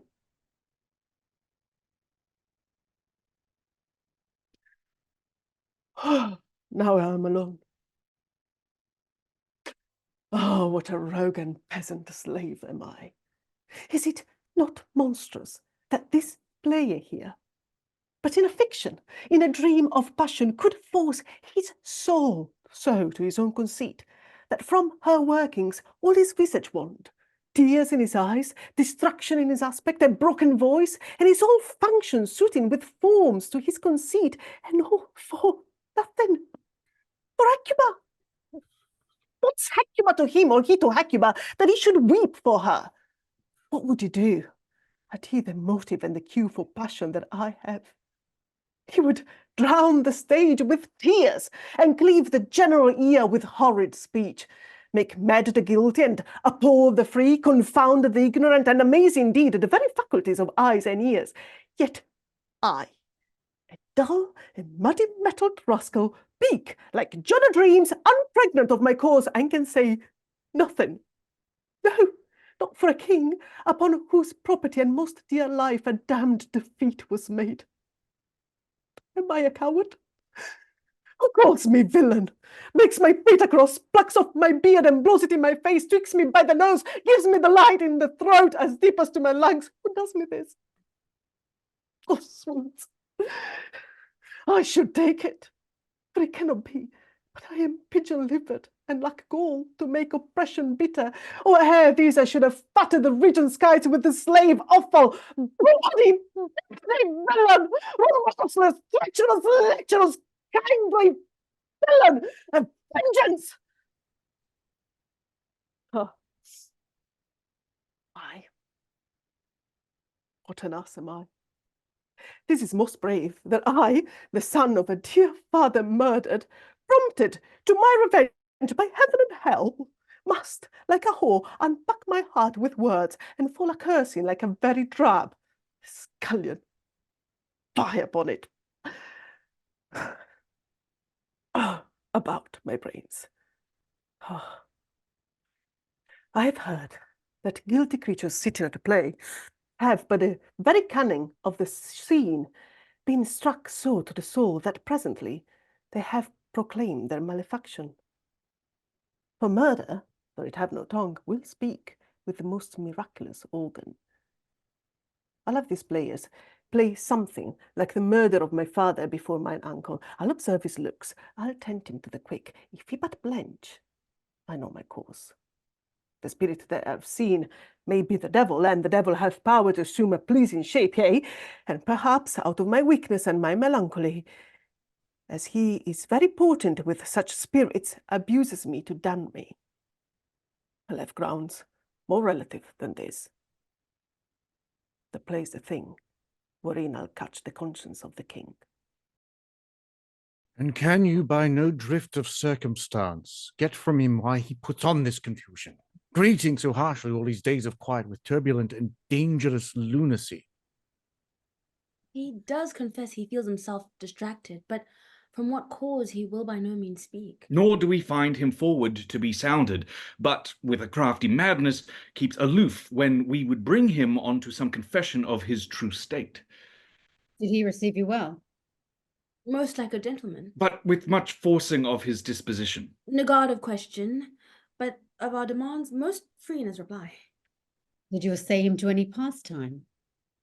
Madam, it's so far out that certain players we all wrought on the way. Of these we told him, and they did seem in him a kind of joy to hear it.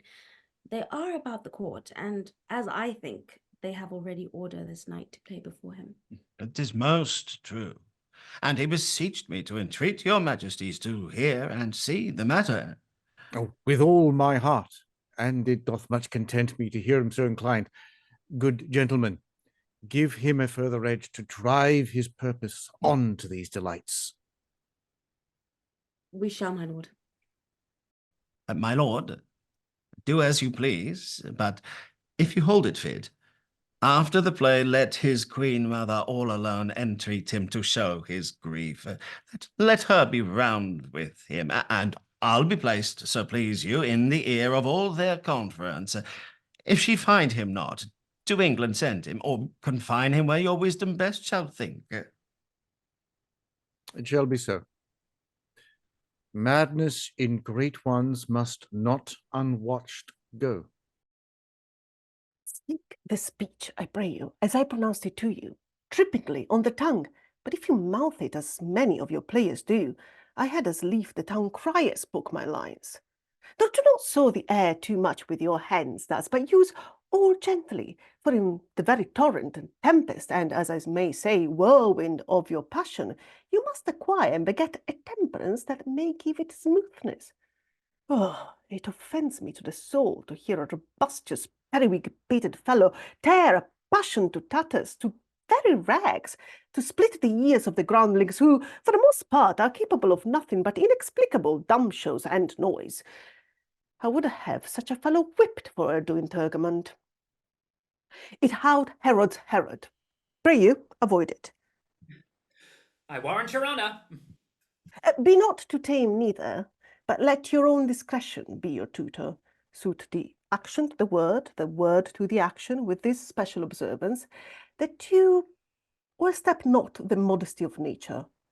For anything so done is from the purpose of playing, whose end, both at the first and now, was and is to hold as were the mirror up to nature, to show virtue her own features, scorn her own image, and the very age and body of the time is form and pressure.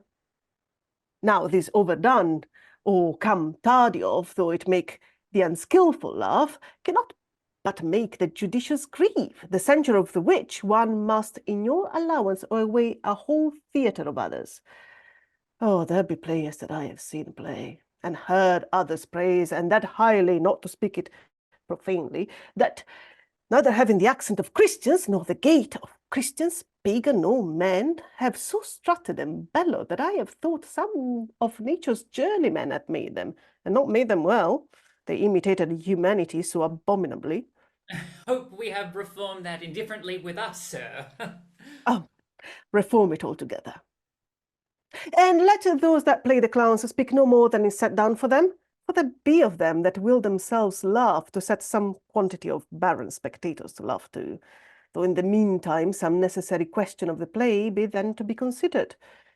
That's villainous, and shows a most pitiful ambition in the fool that uses it. Go make you ready. How now, my lord? Will the king hear this piece of work? And the queen too, and that presently. Bid the players make haste. Aye, my lord. Will you two help hasten them? Aye, my lord. Well, how, Horatio? Oh, Here, sweet lord, at your service. Horatio, thou art e'en as just a man as e'er my conversation coped withal. My dear lord. Oh, nay, do not think I flatter.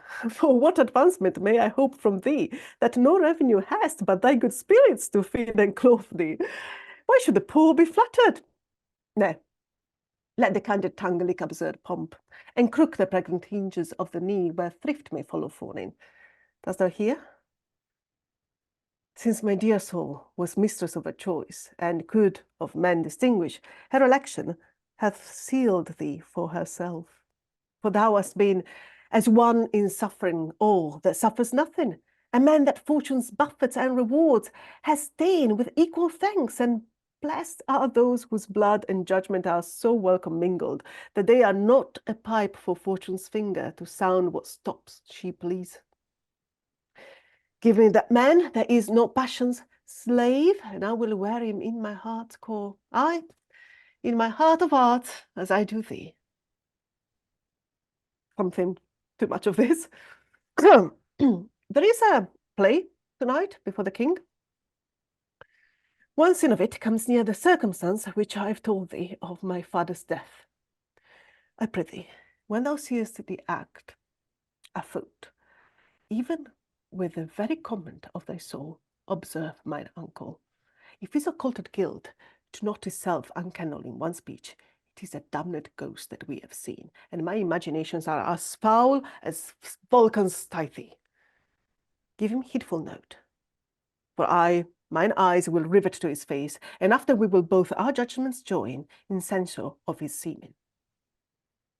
My lord, if he steal aught the whilst this play is playing and escape detecting, I will pay the theft. They are coming to the play. I must be idle. Get your place. How fares our cousin Hamlet? Excellent, faith.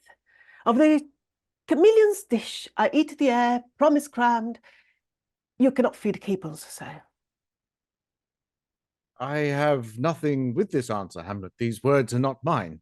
No, no, mine now. My lord, you played once in the university, you say? That did I, my lord, and was accounted a good actor. What did you enact? I did enact Julius Caesar. I was killed in the Capitol. Brutus killed me. Oh, it was a brute part of him to kill so capital a calf there. Be the players ready? Aye, my lord, they stay upon your patience. Come hither, my dear Hamlet, sit by me. No, good mother. Here's metal more attractive. Oh, do you mark that? Lady, shall I lie in your lap? No, my lord. I mean my head upon your lap. Aye, my lord. You think I meant country mothers? I think nothing, my lord. Oh, that's a fair thought to lie between maids' legs. What is, my lord? Nothing. You are merry, my lord. Who, I? Aye, my lord. Oh, God, you're only jig maker. What should a man do but be merry? For look you how cheerful my mother looks, and my father died within these 2 hours. Nay, 'tis twice 2 months, my lord. So long. Nay then, let the devil wear black, for I'll have a suit of sables. Oh, heavens, died 2 months ago and not forgotten yet. Ah, then there's hope a great man's memory may outlive his life half a year. But by Our Lady, he must build churches then, or else shall he suffer not thinking on with a hobby horse whose epitaph is for her, the hobby horse is forgot.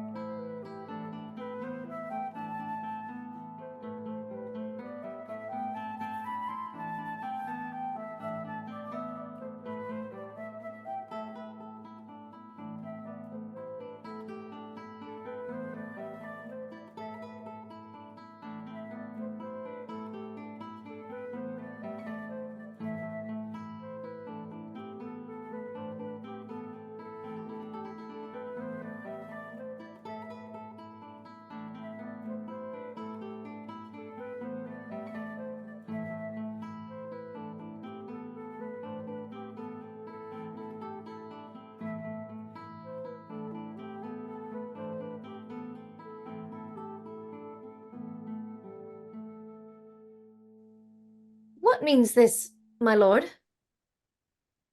Mary, this is Michin Maliko. It means mischief. Belike the show imports the argument of the play. We shall know by this fellow. The players cannot keep counsel. They'll tell all. Will he tell us what this show meant? Aye, or any show that you'll show him. Be not you ashamed to show. He'll not shame to tell you what it means. You are not. You are not. I'll mark the play. For us and for our tragedy, he is stooping to your clemency. We beg you hearing patiently. Is this a prologue or the posy of a ring? 'Tis brief, my lord. As a woman's love. Full 30 times hath Phoebus' cart gone round Neptune's salt wash and Tellus' orbed ground, and 30 dozen moons with borrowed sheen about the world have been 12 30s. And 30 dozen moons with borrowed sheen about the world have times 12 30s been, since love our hearts and hymen did our hands unite commutual in most sacred bands. So many journeys may the sun and moon make us again count o'er, ere love be done. But woe is me, you are so sick of late, so far from cheer and from your former state, that I distrust you. Yet, though I distrust, discomfort you, my lord, at nothing must, for women fear too much, even as they love. For women's fear and love holds quantity in neither aught or in extremity. Now, what my love is, proof hath made you know. And as my love is sized, my fear is so. Where love is great, the littlest doubts are fear. Where little fears grow great, great love grows there. Faith, I must leave thee, love, and shortly too. My operant powers their functions leave to do, and thou shalt live in this fair world behind, honoured, beloved, and haply one as kind for husband shalt thou. Oh, confound the rest! Such love must needs be treason in my breast. In second husband let me be accursed. None wed the second, but who killed the first. Oh, that's wormwood. These instances that second marriage move are base respects of thrift, but none of love. A second time I kill my husband dead, when second husband kisses me in bed. I do believe you think what now you speak, but what we do determine oft we break. Purpose is but the slave to memory, of violent birth but poor validity, which now, like fruit unripe, sticks on the tree, but fall unshaken when they mellow be. Most necessary 'tis that we forget to pay ourselves what to ourselves is debt, what to ourselves in passion we propose, the passion ending doth the purpose lose. The violence of either grief or joy their own enactures with themselves destroy. Where joy most revels, grief doth most lament. Grief joys, joy grieves on slender accident. This world is not for aye, nor 'tis not strange that even our loves should with our fortunes change, for 'tis a question left us yet to prove, whether love lead fortune or else fortune love. The great man down, you mark his favourite flies, the poor advanced makes friends of enemies, and hitherto doth love on fortune tend, for who not needs shall never lack a friend, and who in want a hollow friend doth try, directly seasons him his enemy. But orderly to end where I begun, our wills and fates do so contrary run, that our devices still are overthrown. Our thoughts are ours, their ends none of our own. So think thou wilt no second husband wed, but die thy thoughts when thy first lord is dead. Nor earth to me give food, nor heaven light. Sport and repose lock from me day and night. To desperation turn my trust and hope, and anchor's cheer in prison be my scope. Each opposite that blanks the face of joy meet what I would have well, and it destroy. Both here and hence pursue me lasting strife, if once a widow, ever I be a wife. Oh, if she should break it now. 'Tis deeply sworn. Sweet, leave me here a while. My spirits grow dull, and fain I would beguile the tedious day with sleep. Sleep, rock thy brain, and never come mischance between us twain. Madam, how like you this play? Lady doth protest too much, methinks. Oh, but she'll keep her word. Have you heard the argument? Is there no offence in't? No, no, they do but jest. Poison in jest. No offence in the world. What do you call the play? The Mousetrap. Mary, how? Tropically, this play is the image of a murder done in Vienna. Gonzago is the duke's name, his wife Baptista. You shall see anon. 'Tis a knavish piece of work, but what of that? Your Majesty and we that have a free soul say it touches us not. Let the galled jade win, sir, or our withers are unwrung. Oh, this is one Lucianus, nephew to the king. You're as good as a chorus, my lord. I could interpret between you and your love. If I could see the puppets, darling. You're keen, my lord, you are keen. It would cost you a groaning to take off my edge. Still better and worse. So you must take your husbands. Begin, murderer. Pox, leave their damnable faces and begin. Come, the croaking raven doth bellow for revenge. Thoughts black, hands apt, drugs fit, and time agreeing, confederate season, else no creature seeing. Thou mixture rank of midnight weeds collected, with Hecate's ban thrice blasted, thrice infected, thy natural magic and dire property on wholesome life usurp immediately. He poisons him in the garden for the state. His name is Gonzago. The story is extant and writ in choice Italian. You shall see anon how the murderer gets the love of Gonzago's wife. The king rises. Oh. What? Frighted with false fire? How fares, my lord? Give all the play. Give me some light. Away! Lights! Lights! Lights! Lights! Lights! Lights! Oh, why? Let the stricken Diogo weep, the heart ungalled play, for some must watch while some must sleep, does run the world away. What not? This, sir, and a forest of feathers, if the rest of my fortunes turn Turk with me, with 2 provincial roses of my razed shoes, get me a fellowship in a cry of players, sir.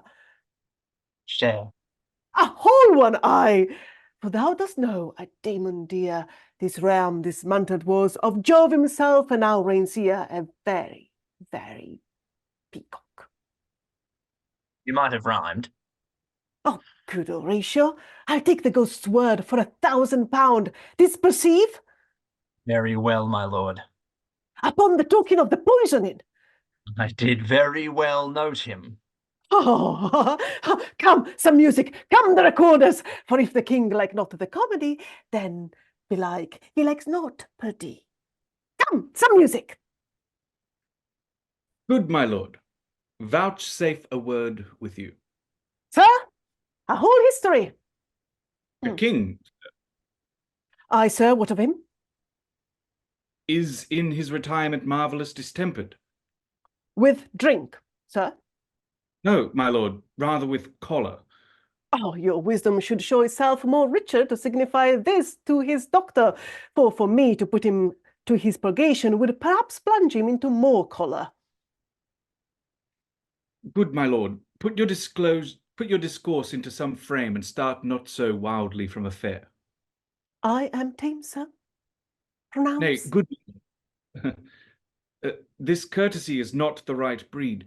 Oh, the queen, your mother, is most great affliction of spirit hath sent to me. You're welcome. Nay, my good lord, the courtesy is not the right breed. If it shall please you to make me a wholesome answer, I will do your mother's commandment. If not, your pardon and my return shall be the end of my business. Sir, I cannot. What, my lord? Make you a wholesome answer. My wit's diseased. But, sir, such answer as I can make, you shall command, or rather, as you say, my mother. Therefore, no more but to the matter. My mother, you say. And thus she says, your behaviour hath struck her into amazement and admiration. Oh, wonderful son that can so astonish a mother! But is there no sequel at the heels of this mother's admiration? In part. She desires to speak with you in her closet ere you go to bed. We shall obey, were she 10 times our mother. Have you any further trade with us? My lord, you once did love me. So I do still. But these pickers and stealers. Good, my lord. What is your cause of distemper? You surely bar the door upon your own liberty if you deny your griefs to your friend. Sir, I lack advancement. How can that be when you have the voice of the king himself for your succession in Denmark? Aye, sir, but while the grass grows, the proverb is something musty. Oh, the recorders. Let me see one. To withdraw with you. Why do you go about to recover the wind of me as if you would drive me into a toil? My lord, if my duty be too bold, my love is too unmannerly. I do not well understand that. Will you play upon this pipe? My lord, I cannot. I pray you.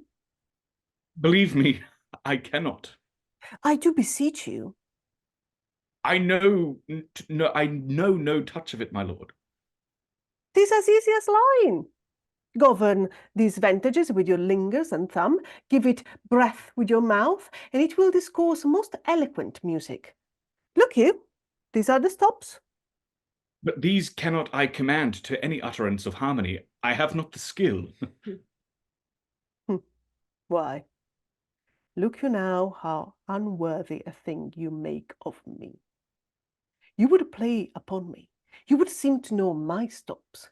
You would pluck out the heart of my mystery. You would sound me from my lowest note to the top of my compass. And there is much music, excellent voice in this little organ, yet cannot you keep it speak? Sblood, do you think I'm easier to be played on than a pipe? Call me what instrument you will, though you can fret me, yet you cannot play upon me. God bless you, sir. My lord the Queen would speak with you, and presently. Do you see yonder's cloud that's almost in the shape of a camel? By the mass, and it is like a camel indeed. Methinks it's like a weasel. It is backed like a weasel. Or like a whale. Very like a whale. Then I will come to my mother by and by. The fool, they fool me to the top of my bent. I will come by and by. I will say so. By and by is easily said. Leave me, friends.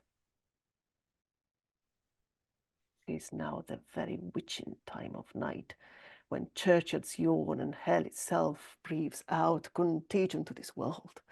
Now could I drink hot blood and do such bitter business as the day would quake to look on. Soft. Now to my mother. Oh, heart, lose not thy nature. Let not ever the soul of Nero enter this firm bosom. Let me be cruel, not unnatural. I will speak daggers to her, but use none. My tongue and soul in this be hypocrites. How in my words soever she be shamed, to give them seals never my soul consent.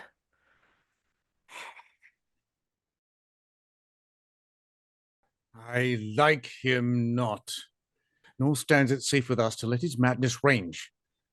Therefore, prepare you. I your commission will forthwith dispatch, and he to England shall along with you. The terms of our estate may not endure hazards so dangerous as doth hourly grow out of his lunacies. We will ourselves provide. Most holy and religious fear it is to keep those many, many bodies safe that live and feed upon your majesty. The single and peculiar life is bound to keep itself from annoyance, but much more that spirit upon whose weal dependent rests the lives of many.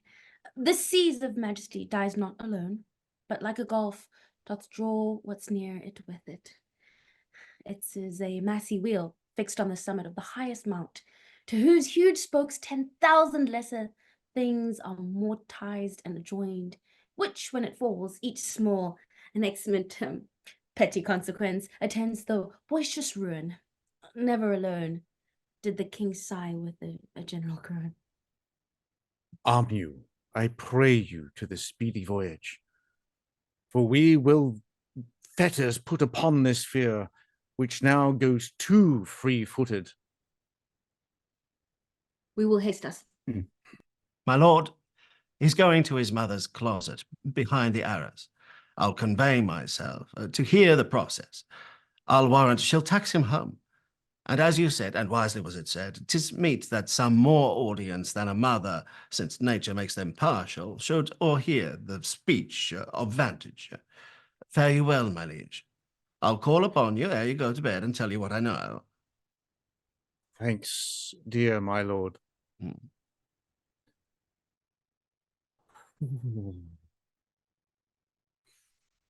My offense is rank. It smells to heaven. If the primal eldest curse upon it, a brother's murder. Pray can I not, though inclination be as sharp as will. My stronger guilt defeats my strong intent, and like a man to double business bound, I stand in pause where I shall first begin, and both neglect. What if this cursed hand were thicker than itself with brother's blood? Is there not rain enough in the sweet heavens to wash it white as snow? Whereto serves mercy but to confront the visage of offense? What's in a prayer but this twofold force, to be forestalled ere we come to fall, or pardoned being down? Then I'll look up. My fault is past, but what form of prayer can serve my turn? Forgive me my foul murder? That cannot be, since I am still possessed of those effects for which I did the murder. My crown, mine own ambition, and my queen. May one be pardoned and retain the offense? In the corrupted currents of this world, offence's gilded hand may shove by justice, and oft 'tis seen the wicked prize itself buys out the law. But 'tis not so above. There is no shuffling. There the action lies in his true nature, and we ourselves compelled even to the teeth and forehead of our faults to give in evidence. What then? What rests? Try what repentance can, what can it not? Yet what can it when one cannot repent? Oh, what wretched state! Oh, bosom black as death! Oh, limeade soul that's struggling to be free, art more engaged. Help, angels! Make essay. Bow stubborn knees, and heart with strings of steel. Be soft as sinews of the newborn babe. All may be well.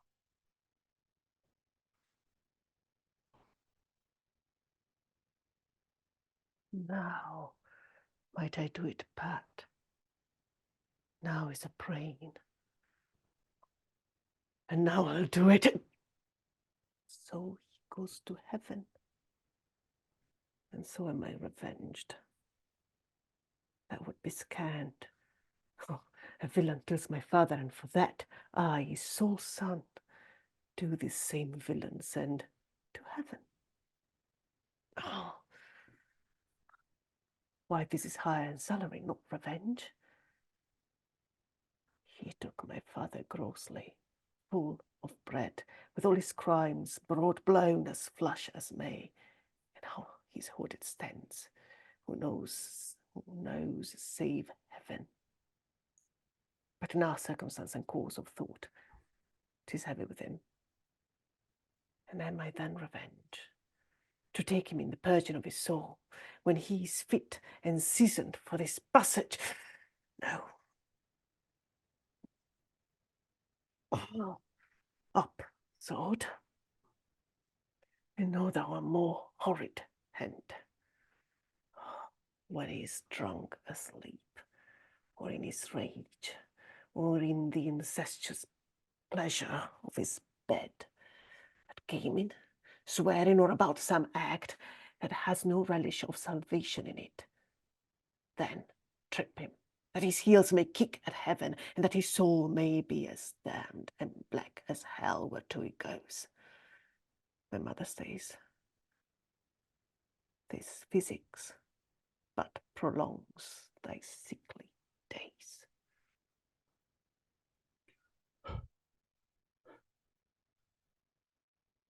My words fly up. My thoughts remain below. Words without thoughts never to heaven go. He will come straight. Look you lay home to him. Tell him his pranks have been too broad to bear with, and that your grace hath screened and stood between much heat and him. I'll sconce me even here. Pray you, be round with him. Mother! Mother! Mother! I'll warrant you, fear me not, withdraw, I hear him coming. Oh, no, mother. What's the matter? Hamlet, thou hast thy father much offended. Oh, mother, you have my father much offended. Come, come, you answer with an idle tongue. Go, go, you question with a wicked tongue. Why, how now, Hamlet? What's the matter now? Have you forgot me? No, by the rood, not so. You are the queen, your husband's brother's wife. And would it were not so, you are my mother. Nay, then I'll set those to you that can speak. Come, come, and sit you down. You shall not budge. You go not till I set you up a glass, where you may see the inmost part of you. What wilt thou do? Thou wilt not murder me? What, ho, help! Oh, what? How now, a rat? Dead for a ducat, dead! Oh, I am slain. Oh, what hast thou done? Oh, nay, I know not. Is it the king? Oh, what a rash and bloody deed this is! Oh, a bloody deed, almost as bad, good mother, as kill a king and marry with his brother. As kill a king? Aye, lady, it was my word. Oh, thou wretched, rash, intruding fool! Farewell, I took thee for thy better. Take thy fortune. Thou fancy to be too busy is some danger. Oh, leave wringing of your hands, please sit you down, and let me wring your heart, for so I shall, if it be made of penetrable stuff, if damned custom have not brushed it so, that it is proof and bulwark against sense. What have I done that thou darest wag thy tongue in noise so rude against me? Oh, such an act that blurs the grace and blush of modesty, calls virtue hypocrite, takes off the rose from the fair forehead of the innocent love, and sets a blister there, makes marriage vows as false as Dice's oaths. Oh, such a deed, as from the body of contraction plucks the very soul, and sweet religion makes a rhapsody of words. Heaven's space doth glow o'er the solidity and compound mass, with heated visage as against the doom is thought sick at the act. Ay me, what act that roars so loud and thunders in the index? Look here, upon this picture, and on this the counterfeit presentment of two brothers. See, where the grace was seated on this brow, Hyperion's curls, the front of Jove himself, an eye like Mars, to threaten and command, a station like the heraldry Mercury, new lighted on a heaven-kissing hill, a combination and a form indeed, where every god did seem to set his seal, to give the world assurance of a man. This was your husband. Look you now what follows. Here is your husband, like a mildewed ear, blasting his wholesome brother. Have you eyes? Could you on this fair mountain leave to feed and batten on this moor? Huh? Have you eyes? You cannot call it love, for at your age the heyday in the blood is tame, it's humble, and waits upon the judgment. And what judgment would step from this to this? Sense, sure, you have, else you could not have motion, but sure that sense is apoplexed. For madness would not err, no sense to ecstasy was ne'er so thralled, but it reserved some quantity of choice to serve in such a difference. Whatever wast, thus hath cozened you at Hoodman's blind, eyes without feeling, feeling without sight, ears without hands or eyes, smelly sense, all but a sickly part of one true sense could not so move. Oh, shame! Where is thy blush? Rebellious hell, if thou canst Newton in a matron's bones, to flaming youth let virtue be as wax, and melt in her own fire. Proclaim no shame when the compulsive ardour gives the charge, since frost itself as actively doth burn, and reason panders will. Oh, Hamlet, speak no more, thou turn'st mine eyes into my very soul. And there I see such black and grained spots as will not leave their tint. Nay, but to live in the rank sweat of an enseamed bed, stewed in corruption, honey, and making love over the nastiest Oh, speak no more, these words like daggers enter mine ears. No more, sweet Hamlet. A murderer and a villain, a slave that is not 20th part of the tithe of your precedent, lord, a vice of kings, a cutpurse of the empire and the rule, that from a shelf the precious diadem stole and put it in his pocket. No more! Of shreds and patches. Save me and hover o'er me with your wings, you heavenly guards. What would your gracious figure? Alas, he's mad. Do you not come your tardy son to chide, that lapsed in time and passion lets go by the important acting of your dread command?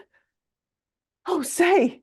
Do not forget, this visitation is but to whet thy almost blunted purpose.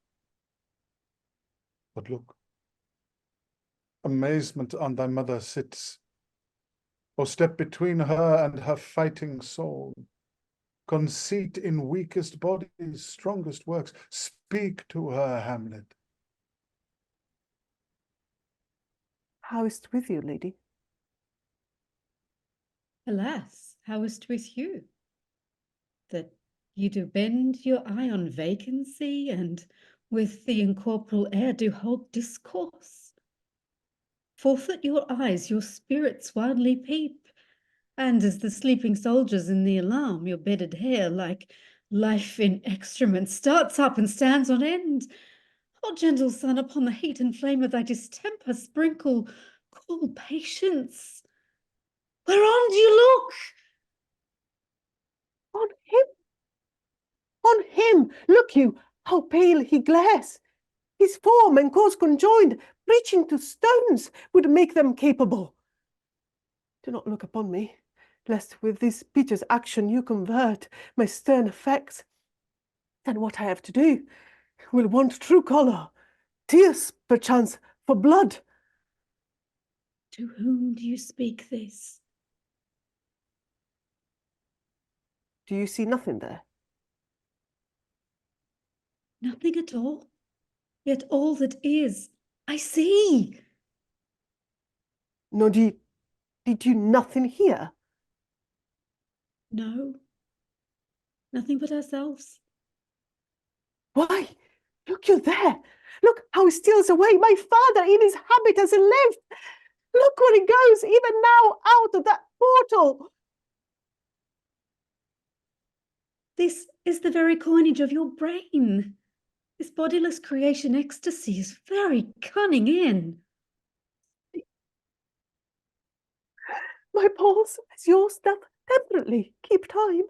It makes as healthful music. It is not madness that I have uttered. Bring me to the test, and I the matter will reword, which madness would gumble from. Mother, for love of grace, lay not that muttering unction to your soul, that not your trespass, but my madness speaks. It will but skin and film the ulcerous place, whilst rank corruption mine in all within infects unseen. Confess yourself to heaven. Repent what's past. Avoid what is to come, and do not spread the compost of the weeds to make them ranker. Forgive me. This my virtue. For in the fatness of these pursy times, virtue itself of vice must pardon beg, yea, curb and woo for live to do him good. Oh, Hamlet, thou hast cleft my heart in twain. Oh, throw away the worser part of it, and leave the purer with the other half. Good night. But go not to mine uncle's bed. Assume a virtue if you have it not. That monster custom, who all sense doth eat of habit's devil, is angel yet in this, that to the use of actions fair and good he likewise gives a frock or livery that happily is put on. Refrain tonight. And that shall lend a kind of easiness to the next abstinence, the next more easy. For use almost can change the stamp of nature, and either the devil or throw him out with wondrous potency. Once more, good night. And when you are desirous to be blessed, I'll bless and beg of you. For this same Lord, I do repent, but heaven hath pleased it so, to punish me with this and this with me, that I must be their scourge and minister. I will bestow him, and will answer well the death I gave him. So again, good night. I must be cruel, only to be kind. Thus, bed begins, and worse remains behind. One more word, good lady. What shall I do? Not this, by no means, that I bid you do. Let the bloat king tempt you again to bed, pitch wanton on your cheeks, call you his mouse, and let him, for a pair of wee cheek kisses, or paddling in your neck with his damned fingers, make you to ravel all this matter out, that I essentially am not in madness, but mad in craft. 'Twere good you let him know, for who's that but a queen fair, sober, wise, would from a paddock, from a bat, a gib, such dear concerning sight? Who will do so? No, in despite of sense and secrecy, unpeg the basket on the house's top. Let the birds fly, and like the famous ape, to try conclusions in the basket creep, and break your own neck down. Be thou assured, if words be made of breath and breath of life, I have no life to breathe. What thou hast said to me. I must to England, you know that. Alack, I had forgot. 'Tis so concluded on. There's letters sealed, and my two schoolfellows, whom I will trust as I will others fanged, they bear the mandate. They must weep my way, and marshal me to knavery. Let it work. For 'tis the sport to have the engineer hoist with his own petard, and shall go hard.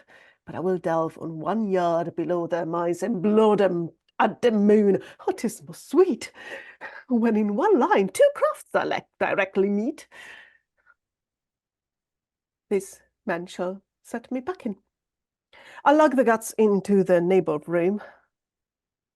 Mother, good night indeed. This counsellor is now most still, most secret, and most grave. Who was in life a foolish brat and knave. Come, sir, to draw toward an end with you. Good night, mother. Oh.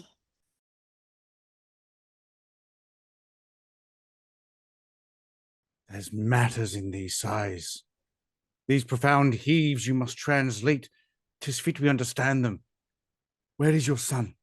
Bestow this place on us a little while. Oh, my good lord, what have I seen tonight? What, Gertrude? How does Hamlet? Mad as sea and wind when both contend which is the mightier. In his lawless fit behind the arras, hearing something stir, whips out his rapier, cries, "A rat! A rat!" And in this brainish apprehension, kills the unseen good old man. Oh, heavy deed! It had been so with us had we been there. His liberty is full of threats to all, to yourself, to us, to everyone. Alas, how shall this bloody deed be answered? It will be laid to us, whose providence should have kept short restraint and out of horn this mad young man. But so much was our love, we would not understand what was most fit. But like the owner of a foul disease, to keep it from divulging, let it feed even on the pith of life. Where is he gone? To draw apart the body he hath killed, or whom his very madness, like some ore among a mineral of metals base, shows itself pure. He weeps for what he's done. Oh, Gertrude, come away. The sun no sooner shall the mountains touch, but we will ship him hence. And this vile deed we must, with all our majesty and skill, both countenance and excuse. Oh, Guildenstern! Friends, both, go join you with some further aid. Hamlet in madness hath Polonius slain, and from his mother's closet hath he dragged him. Go, seek him out, speak fair, and bring the body into the chapel. I pray you haste in this. Come, Gertrude, we'll call up our wisest friends and let them know both what we mean to do and what's untimely done, whose whisper over the world's diameter is level as the cannon to his blank transports, his poisoned shot may miss our name and hit the woundless air. Come away. My soul is full of discord and dismay. Oh. Safely stowed? Hamlet, Lord Hamlet. But soft, what noise? Who calls on Hamlet? Oh, here they come. What have you done, my lord, with the dead body? Compounded it with dust, whereto it is kin. Tell us where 'tis, that we may take it thence and bear it to the chapel. Oh, do not believe it. Believe what? That I can keep your counsel and not my own. Besides, to be demanded of a sponge, what replication should be made by the son of a king? Take you me for a sponge, my lord? Aye, sir, that soaks up the king's countenance, his rewards, his authorities. For such officers do the king best service in the end. He keeps them, like an ape, in the corner of his jaw, first mouthed to be last swallowed. When he needs what you have gleaned, it is but squeezing ye, and sponge, you shall be dry again. I understand you not, my lord. I am glad of it. A knavish speech sleeps in a foolish ear. My lord, you must tell us where the body is, and go with us to the king. The body is with the king, but the king is not with the body. The king is a thing. A thing, my lord. Of nothing. Bring me to him. Hide, fox, and all after. I have sent to seek him and to find the body. How dangerous is it that this man goes loose? Yet must not we put the strong law on him? He's loved of the distracted multitude, who like not in their judgment, but their eyes. And where 'tis so, the offender's scourge is weighed, but never the offence. To bear all smooth and even, this sudden sending him away must seem deliberate cause. Diseases, desperate grown by desperate appliance, are relieved, or not at all. How now? What hath befallen? Where the dead body is bestowed, my lord, we cannot get from him. No, but where is he? Without, my lord, guarded to know your pleasure. Bring him before us. Ho! Bring in the lord. Now, Hamlet, where's Polonius? At supper? At supper? Where? Not where he eats, but where he is eaten. A certain convocation of politic worms are e'en at him. Your worm is your only emperor for diet. We fat all creatures else to fat us, and we fat ourselves for maggots. Your fat king and your lean beggar is but variable service, 2 dishes, but to 1 table. That's the end. Alas! Alas! Oh, a man may fish with a worm that hath eaten of a king, and eat of the fish that have fed of that worm. What does you mean by this? Nothing but to show you how a king may go a progress through the guts of a beggar. Where is Polonius? In heaven. Send hither to see. If your messenger find him not there, seek him the other place yourself. Ah, but indeed, if you find him not within this month, you shall nose him as you go up the stairs into the lobby. Go, seek him there. Oh, he will stay till he come. Hamlet, this deed for thine especial safety, which we do tender, as we dearly grieve for that which thou hast done, must send thee hence with fiery quickness. Therefore prepare thyself. The bark is ready, and the wind at help. The associates tend, and everything is bent for England. For England. Aye, Hamlet. Good. So it is, if thou knewst our purposes. Oh, I see a carob that sees them. But come, for England! Farewell, dear mother. Thy loving father, Hamlet. My mother. Father and mother is man and wife is one flesh, and so my mother. Come, for England!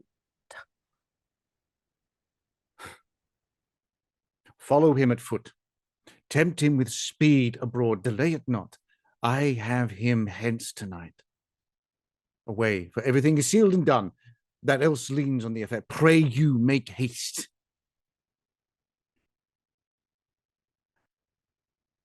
And England, if my love thou hold'st at aught, as my great power thereof may give thee sense, since yet thy cicatrice looks raw and red after the Danish sword, and thy free oar pay homage to us, thou mayst not coldly set our sovereign process, which imports at full, by letters congruing to that effect, the present death of Hamlet.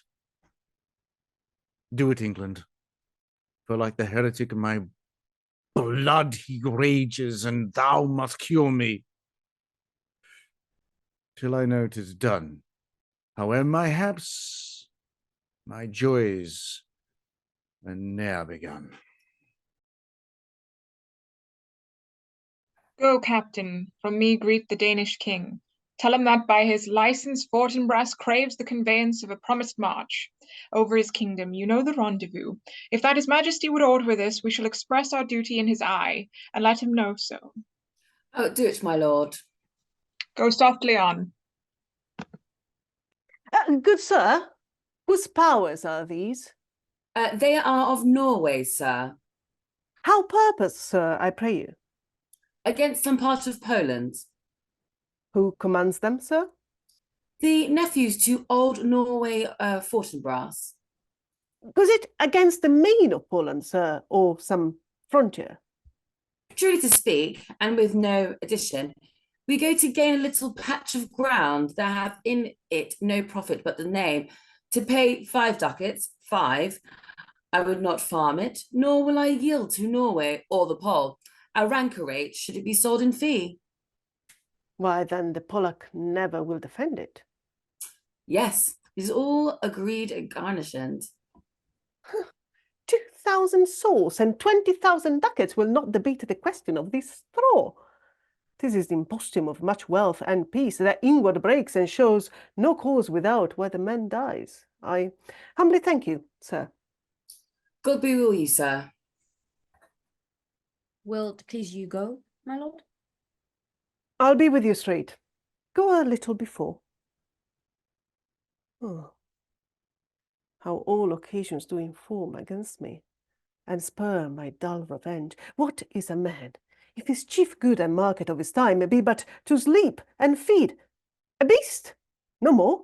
Sure, he that made us with such large discourse, looking before and after, give us not that capability and godlike reason to fast in us unused. Now, whether it be bestial oblivion, or some craven scruple of thinking too precisely on the event, a thought which quartered hath but 1 part wisdom and ever 3 parts coward, I do not know why, yet I live to say these things to do. Sith I have cause and will and strength and means to do it. Examples gross as earth exhort me. Witness this army of such mass and charge, led by a delicate and tender prince, whose spirit with divine ambition puffed makes Mausa the invisible event, exposing what is mortal and unsure to all that fortune, death, and danger dare, even for an eggshell. Rightly, to be great is to stir without great argument, be greatly to find quarrel in a straw, when honours are the stake. How stand I, then, that have a father killed, a mother stained, excitements of my reason and my blood, and let all sleep, while I to shame I see the imminent death of 20,000 men, that for a fantasy and trick of fame go to their graves like beds, fight for a plot whereon the numbers cannot try the cause, which is not tomb enough and continent to hide the slain. Oh, from this time forth, my thoughts be bloody, be nothing worth. I will not speak with her. She is importunate, indeed distract. Her mood will need to be pitied. What would she have?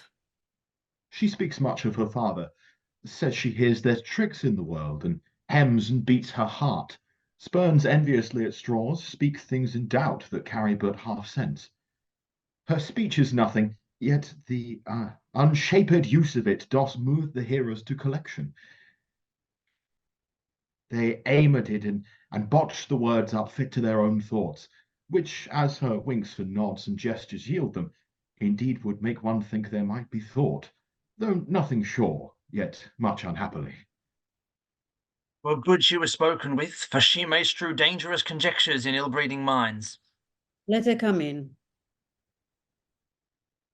To my sick soul, as sin's true nature is, each toy seems prologue to some greater miss. So full of artless jealousy is guilt, it spills itself in fearing to be split. Where is the beauteous lady of Denmark? How now, Ophelia? How should I your true love know from another one? By his cockle hat and staff, and his sandal shoe. Alas, sweet lady, what imports this song? Say you? Nay, pray you mark. He is dead and gone, lady. He is dead and gone. At his head of grass green turf, at his heel a stone. Oh, oh! Nay, but Ophelia. Mark! White his shroud as the mountain snow. Alas, look here, my lord. Sweet flowers, which bewept to the grave did go, with true love showers. How do you do, pretty lady? Well, Claudio, do you? They say the owl was a baker's daughter. Lord, we know what we are, but know not what we may be. God be at your table. Conceit upon her father. Pray you! Let's have no words of this. But when they ask you what it means, say this. Tomorrow is St. Valentine's Day, all in the morning be time, and I am made at your window to be your Valentine. Then up he rose and donned his clothes, and up the chamber door. But in the maid that out a maid never departed more. Oh, pretty Ophelia. Indeed, law, without an oath. I'll make an end on it. By geese and by Saint Charity, alack and fie for shame. Young men will do it when they come to it, but cock they are to blame. Quoth she, before you tumbled me, you promised me to wed.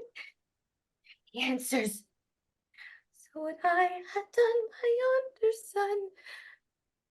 Thou hast not come to my bed. How long has she been thus? I hope all will be well.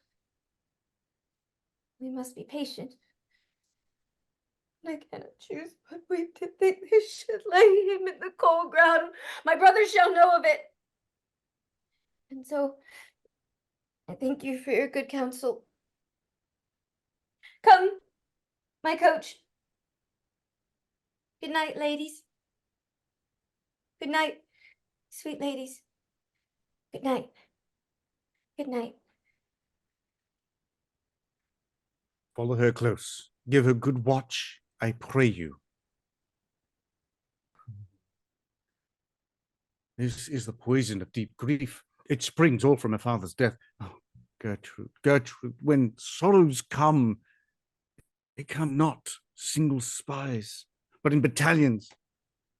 First her father slain, next your son gone, and the most violent author of his own just remove. The people muddied, thick and unwholesome in their thoughts and whispers for good Polonius' death. And we have done but greenly in hugger-mugger to inter him.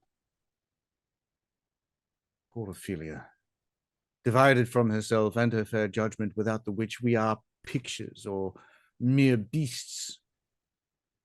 Last and as much containing as all these, her brother is in secret come from France, feeds on his wonder, keeps himself in clouds, and wants not buzzers to infect his ear with pestilent speeches of his father's death, where necessity of matter beggared, will nothing stick our person to a rein in ear and ear.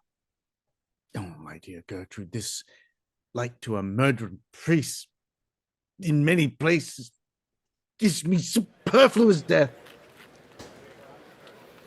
Alack, what noise is this? Attend! Where are my Switzers? Let them guard the door. What is the matter? Save yourself, my lord. The ocean, over-peering of his list, eats not the flats with more impetuous haste than young Laertes in a riotous head, or bears your offices. The rabble call him lord, and as the world were now but to begin, antiquity forgot, custom not known, the ratifiers and props of every word, they cry, choose we, Laertes shall be king. Caps, hands, and tongues applaud it to the clouds. Laertes shall be king, Laertes king. How cheerfully on the false trail they cry, oh, this is counter, you false Danish dogs. The doors are broke. Where is this king? Sirs, stand you all without. Oh, no, let's come in. I pray you give let's me... come in. I think you keep the door. Oh, We will, the we will. vile king. Give me my father. Calmly, good Laertes. That drop of blood that's calm proclaims me bastard. Cries cuckold to my father, brands the harlot even here between the chaste unsmirched brow of my true mother. What is the cause, Laertes, of thy rebellion look so giant-like? Let him go, Gertrude. Do not fear our person. There's such divinity doth hedge a king, that treason can but peep to what it would, acts little of his will. Tell me, Laertes, why thou art thus incensed. Let him go, Gertrude. Speak, man. Where is my father? Dead. But not by him. Let him demand his fill. How came he dead? I'll not be juggled with. To hell, allegiance, vows the blackest devil, conscience and grace to the profoundest pit. I dare damnation. To this point I stand, that both the worlds I give to negligence, like come what comes, only I'll be revenged most thoroughly for my father. Who shall stay you? My will, not all the world. And for my means I'll husband them so well, they shall go far with little. Good Laertes, if you desire to know the certainty of your dear father's death, 'tis writ in your revenge that swoopstake will draw both friend and foe, winner and loser. None but his enemies. Will you know them then? To his good friends, thus wide I'll ope my arms, and like the kind life-rendering pelican, repass them with my blood. Why, now you speak like a good child and a true gentleman. That I am guiltless of your father's death, and am most sensibly in grief for it, I shall as level to your judgment pair as day does to your eye. Hey!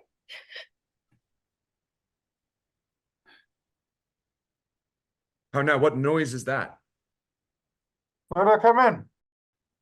Oh, heat. Dry up my brains. Tears 7 times salt burn out the sense and virtue of mine eye. By heaven, thy madness shall be paid by weight till our scale turn the beam. Oh, Rose of May. Dear maid, kind sister, sweet Ophelia. Oh, heavens! Is possible a young maid's wit should be as mortal as an old man's life? Nature is fine in love, and where 'tis fine, it sends some precious instance of itself after the thing it loves. They bore him barefaced on the bier. Hey, nonny, nonny, hey, nonny, nonny. And in his grave rained many a tear. Fare you well, my dove. Hadst thou thy wits and didst persuade revenge, it could not move thus. You must sing. A down, and you call him a downer. Oh, how the wheel becomes it. It is the false steward that stole his master's daughter. This nothing is more than matter. There's Rosemary. That's for remembrance. Pray you, love, remember. And there's pansies. That's for thoughts. Document in madness, thoughts and remembrance fitted. There's fennel for you, and columbines. There's rue for you, and here's some for me. We may call it herb grace as Sundays. You must wear your rue with a difference. There's a daisy. I would give you some violets, but they withered all when my father died. They say he made a good end. Oh, bonny sweet robin is my joy. Thought and affliction, passion, hell itself, she turns to favor and to prettiness. And will he not come again? And will he not come again? No, no, he is dead. Go to thy deathbed. He never will come again. His beard was as white as snow, all flaxen was his poll. He is gone, and we must cast away moan. God have mercy on his soul. And of all Christian souls, I pray God be with you. Do you see this? Oh, God. Laertes, I must commune with your grief or deny me right. But go apart, make choice of whom your wisest friends you will, and they shall hear and judge twixt you and me. If by direct or by collateral hand they find us touched, we will our kingdom give, our crown, our life, and all that we can ours to you in satisfaction. But if not, be you content to lend us patience to us, and we shall jointly labor with your soul to give it due content. Let this be so. His means of death, his obscure funeral, no trophy, sword, nor hatchment o'er his bones, no noble rite nor formal ostentation cry to be heard as 'twere from heaven to earth that I must call in question. So you shall. And where the offense is, let the great axe fall. I pray you, go with me. What are they that would speak with me? Seafaring men, sir. They say they have letters for you. Let them come in. I do not know from what part of the world I should be greeted, if not from Lord Hamlet. God bless you, sir. Let him bless thee too. You shall, sir, and it please him. There's a letter for you. It came from the ambassador that was bound for England, if your name be Horatio, as I'm led to know it is. Horatio, when thou shalt have overlooked this, give these fellows some means to the king. They have letters for him. Ere we were 2 days old at sea, a pirate, a very warlike appointment, gave us chase. Finding ourselves too slow of sail, we put on a compelled valour, and in the grapple I boarded them, and in the instant they got clear of our ship, so I alone became their prisoner. They have dealt with me like thieves of mercy, but they knew what they did. I am to do a good turn for them. Let the king have the letters I have sent, and repair thou to me as much speed as thou wouldst fly death. I have words to speak in thine ear will make thee dumb, yet they are much too light for the bore of the matter. These good fellows will bring thee where I am. Rosencrantz and Guildenstern hold their course for England. Of them I have much to tell thee. Farewell. He that thou knowest thine, Hamlet. Come, I will give you way for these letters, and do it the speedier that you may direct me to him from whom you brought them. Now must your conscience my acquaintance seal, and you must put me in your heart for friend. Sith you have heard, and with a knowing ear, that he which hath your noble father slain pursued my life. It well appears. But tell me why you proceeded not against these feats, so crimeful and so capital in nature, as by your safety, greatness, wisdom, all things else, you mainly were stirred up. Oh, for two special reasons, which may to you perhaps seem much unsinewed, and yet to me they're strong. The queen, his mother, lives almost by his looks, and for myself, my virtue or my plague, be it either which, she's so conjunctive to my life and soul that, as the star moves not but in his sphere, I could not but by her. The other motive, why to a public count I might not go, is the great love the general gender bear him, who, dipping all his faults in their affection, would, like the spring that turneth wood to stone, convert his gifts to graces, so that my arrows, too slightly timbered for so loud a wind, would have reverted to my bow again, and not where I had aimed them. So have I a noble father lost, a sister driven into desperate terms, whose worth, if praises go back again, stood challenger on mount of all the age for her perfections. But my revenge will come. Break not your sleeps for that. You must not think that we are made of stuff so flat and dull that we can let our beard be shook with danger and think it pastime. You shortly shall hear more. I loved your father, and we love ourselves. And that, I hope, will teach you to imagine. How now? What news? Letters, my lord, from Hamlet. This to your majesty, this to the queen. From Hamlet? Who brought them? Sailors, my lord, they say. I saw them not. They were given me by Claudio. He received them of him that brought them. Laertes, you shall hear them. Leave us.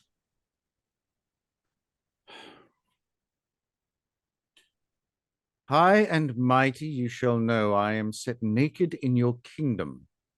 Tomorrow shall I beg leave to see your kingly eyes. And I shall first, asking your pardon thereunto, recount the occasion of my sudden and more strange return. Hamlet. What should this mean? Are all the rest come back, or is there some abuse and no such thing? Know you the hand? 'Tis Hamlet's character. Naked. And in postscript here, he says, alone. Can you advise me? I'm lost in it, my lord, but let him come. It warms the very sickness in my heart that I shall live, and tell him to his teeth, thus didst thou. If it be so, Laertes, as how should it be so, how otherwise? Will you be ruled by me?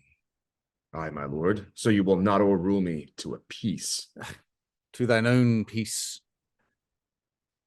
If he be now returned, as checking at his voyage, and that he means no more to undertake it, I will work him to an exploit, now ripen my device, under the which he shall not choose but fall, and for his death no wind of blame shall breathe, but even his mother shall uncharge the practice, and call it accident. My lord, I will be ruled. The rather if you could devise it so that I might be the organ. If it falls right. You have been talked of since your travel much, and that in Hamlet's hearing, for a quality wherein they say you shine. Your sum of parts did not together pluck such even from him, envy from him, as did that one, and that, in my regard, of the worthiest siege. What part is that, my lord? Very ribbon in thy cap of youth, yet needful too, for youth no less becomes the light and careless livery of that it wears than settled age has sables and his weeds, importing health and graveness. 2 months since, there was a gentleman of Normandy I have seen myself, and served against, the French, and they can well on horseback, but this gallant had witchcraft in it. He grew into his seat, and to such wondrous doing brought his horse, as he had been encorpsed and demi-natured with the brave beast. So far he topped my thought that I, in forgery of shapes and tricks, come short of what he did. A Norman was't? A Norman. Upon my life, Le Monde. Nah, the very same. I know him well. He is the brooch indeed, and gem of all the nation. He made confession of you, and gave you such a masterly report for art and exercise in your defence, and for your rapier most especial, that he cried out 'twould be a sight indeed if one could match you. The scrimmers of their nation, he swore, had had neither motion guard nor eye, if you opposed them. Sir, this report of his did Hamlet so envenom with his envy, that he could nothing do but wish and beg your sudden coming o'er to play with you. Now, out of this... What out of this, my lord? Laertes, was your father dear to you? Or are you like the painting of a sorrow, a face without a heart? Why ask you this? Not that I think you did not love your father, but that I know love is begun by time, and that I see in passages of proof, time qualifies the spark and fire of it. There lives within the very flame of love a kind of wick or snuff that will abate it. And nothing is at like goodness still, for goodness growing to a pleurisy dies in his own too much. That we should do when we would, for this wood changes and hath abatements and delays as many as there are tongues, our hands, our accidents, and then this should is like a spendthrift sigh that hurts by easy. But to the quick of the ulcer, Hamlet comes back. What would you undertake to show yourself indeed your father's son, more than in words? To cut his throat in the church. No place indeed should murder sanctuarize. Revenge should have no bounds. But, good Laertes, will you do this? Keep close within your chamber. Hamlet returned, shall know you are come home, will put on those, shall praise your excellence and set a double varnish on the fame the Frenchman gave you, bring you in fine together and wager on your heads. He, being remiss, most generous and free from all contriving, will not peruse the foils, so that with ease, with a little shuffling, you may choose a sword unbaited, and in a pass of practice, requite him for your father. I will do it. And for that purpose, I'll anoint my sword. I bought an unction of a mountebank, so mortal that but dip a knife in it, where it draws blood, no cataplasm so rare, collected from all simples that have virtue under the moon, can save the thing from death, that is but scratched withal. I'll touch my point with this contagion, that if I gall him slightly, it may be death. Let's further think of this. Weigh what convenience both of time and means may fit us to our shape. If this should fail, and that our drift look through our bad performance, 'twere better not essayed. Therefore this project should have a back or second that might hold if this should blast in proof. Soft, let me see. We'll make a solemn wager on your cunnings. I had! When in your motion you are hot and dry, as make your bouts more violent to that end, and that he calls for drink. I'll have prepared him a chalice for the nonce, whereon, but sipping, if he by chance escape your venom struck, our purpose may hold there. But stay, what noise? One woe doth tread upon another's heels, so fast they follow. Your sister's drowned, Laertes.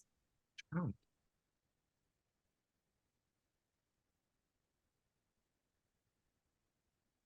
Where? There is a willow grows askant the brook that shows his hoar leaves in the glassy stream. There with fantastic garlands did she come of crow flowers, nettles, daisies and long purples, that liberal shepherds give a grosser name, but our cold maids do dead men's fingers call them. There on the pendant bough her coronet weeds clambering to hang, an envious sliver broke when down her weedy trophies, and herself fell in the weeping brook. Her clothes spread wide, and mermaid-like, a while they bore her up, which time she chanted snatches of old lords, as one incapable of her own distress, or like a creature native and endured until that element. But long it could not be till that her garments, heavy with their drink, pulled the poor wretch from her melodious later muddy death.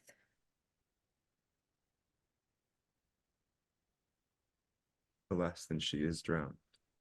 Drowned. Drowned. Too much of water hast thou, poor Ophelia, and therefore I forbid my tears. Yet it is our trick. Nature her custom holds. Let shame say what it will, when these are gone, the woman will be out. Adieu, my lord. I have a speech of fire that fain would blaze, but that this folly drowns it. Let's follow, Gertrude. How much I had to do to calm his rage. Now fear I this will give it start again. Therefore, let's follow. She to be buried in Christian burial that wilfully seeks her own salvation. I tell thee she is, and therefore make her grave straight. The crowner hath sat on her and finds it a Christian burial. Oh, how can that be? Unless she drowned herself in her own defence. Why, 'tis found so. It must be say offendendo, cannot be else. For realise the point. If I drown myself wittingly, it argues an act, and an act hath three branches. It is to act, to do, and to perform. Argle, she drowned herself willingly. Nay, but hear you, goodman. No, give me leave. Here lies the water. Good. Here stands the man. Good. If the man go to this water and drown himself, it is willy-nilly. He goes. Mark you that. But if the water come to the man and drown him, he drowns not himself. Argle, he that is not guilty of his own death shortens not his own life. But this is law. No, marry, it is. Crowner's quest law. Will you have the truth on't? If this had not been a gentlewoman, she would not have been buried out of the Christian burial. Why, there thou sayest. And the more the pity that great folk should have countenance in this world to drown or hang themselves more than they're even Christian. Come, I spake. There is no ancient gentleman but gardeners, ditchers, and grave makers. They hold up Adam's profession. Eh? Was he a gentleman? No, he was the first that ever bore arms. Why, he had none. What? Art thou heathen? How dost thou understand the scripture? The scripture says Adam digged. Eh?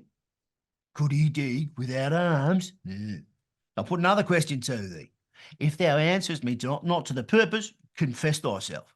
Go to. Yeah, all right. What is he that builds stronger than either the mason, the shipwright, or the carpenter? The gallows maker, for that frame outlives 1,000 tenants. I like thy wit well, in good faith. The gallows does well. But how does it well? It does well to those that do ill. Now, thou dost ill to say the gallows is built stronger than the church. Argle, the gallows may do well to thee. To it, come again. Who builds stronger than the mason, a shipwright or a carpenter? Right, tell me that, none yoke. Marry, now I can tell. Yeah, to it. Mass, I cannot tell. Cudgel thy brains no more about it, for your dull ass will not mend his pace with booty. And when you're asked this question next, say, a grave maker. The houses he makes last till doomsday. Get thee in and fetch me a stoop of liquor. Any use when I did love, me thought it was very sweet to contract at the time for my behove. Oh, me thought there was nothing mean. Has this fellow no feeling of his business that he sings a grave making? Custom hath made in him a property of easiness. 'Tis e'en so. The hand of little employment hath the danger sense. But age with his stealing steps hath caught me in his clutch, and hath shipped me into the land as if I had never been such. Oh, That skull had a tongue in it and could sing once. How the knave jolts it to the ground as if it were Cain's jawbone that did the first murder. It might be the pate of a politician which this ass now o'erreaches. One that would circumvent God, might it not? It might, my lord. Or of a courtier, which could say, Good morrow, sweet lord, how dost thou, good lord? 'Tis might be my lord of such a one that praised my lord of such a one's horse when he meant to beg it, might it not? Ay, my lord. Why, even so. And now my lady warms, chopless and knocked about at the mazzard with a sexton's spade. Here's fine revolution, and we had the trick to see it. Did these bones cost no more the breeding, but to play loggets with them? Mine ache to think on it. A pickaxe and a spade for and a shrouding sheet. Oh, a bit of clay for to be made for such a guest as meet. Oh, there's another. Why, may not that be the skull of a lawyer? Where be his quiddity nows? His quillets, his cases, his tenures, and his tricks. Why does he suffer this rude knave now to knock him about the sconce with a dirty shovel, and will not tell him of his action of battery? This fellow may be in his time a great buyer of land, with his statues, his recognizances, his fines, his double vouchers, his recoveries. Is this the fine of his fines, and the recovery of his recoveries, to have his fine paid full of fine dirt? Will his vouchers vouch him no more of his purchases, and double ones too, than the length and breadth of a pair of indentures? The very conveyances of his land will hardly lie in this box, and must the inheritor himself have no more? A jot more, my lord. Is that parchment made of sheepskins? Ay, my lord, and of calfskins too. They are sheep and calves which seek out assurance in that. I will speak to this fellow. Whose grave's this, sirrah? Mine, sir. Oh, a bit of clay for to be made for such a guest as meet. I think it be thine, indeed, for you liest in it. Or you lie out on, sir, and therefore it is not yours. For my part, I do not lie in it, and yet it is mine. Thou dost lie in it, and to be in it and say 'tis thine, for 'tis for the dead, not for the quick, therefore thou liest. Oh, 'tis a quick lie, sir. 'Twill away again from me to you. What man dost thou dig it for? For no man, sir. What woman, then? For none neither. Who is to be buried in it? Oh, one that was a woman, sir, but here rest her soul. She's dead. How absolute the knave is! We must speak by the card, or equivocation will undo us. Oh, by the Lord, Horatio, these 3 years I've taken note of it. The age is grown so picked that the toe of the peasant comes so near the heel of the courtier he gaps his kibe. How long hast thou been a grave maker? Now, of all the days of the year, I came to it that day that our last King Hamlet overcame Fortinbras. How long is that since? Cannot you tell? Every fool can tell that. It was the very day that young Hamlet was born. He that is mad and sent into England. Aye, marry, why was he sent into England? Why, because he was mad. He shall recover his wits there, or if he do not, 'tis no great matter there. Why? Well, 'twill not be seen in him there. There the men are as mad as he. How came he mad? Very strangely, they say. How strangely? Faith, aim with losing his wits. Upon what ground? Oh, why, here, in Denmark. I have been sexton here, man and boy, 30 years. How long will a man lie in the earth ere he rot? Why, faith, if he be not rotten before he die, as we have many pocky courses nowadays that will scarce hold the laying in, He will last year some 8 or 9 year. A tanner will last you 9 year. Why he more than other? Well, sir, his hide is so tanned with his trade that he will keep out water a great while. And your water is a sore decayer of your horse and dead body. Yeah. Oh, here's a skull. Yeah. Now, has lain in the earth 23 years. Was it? Well, horse and mad fellows it was. Whose do you think it was? Nay, I know not. Well, pestilence on him for a mad rogue. He bought a flagon of Rhenish on my head once. This same skull, sir, was Sir Yorick's skull, the king's jester. This? Yeah, ain't that? Let me see. Oh, alas, poor Yorick. I knew him, Horatio, a fellow of infinite jest, of most excellent fancy. He hath borne me on his back 1,000 times, and now, how abhorred in my imagination it is. Oh, my gorge rises at it. Here hung those lips that I have kissed I know not how oft. Ah, where be your jibes now?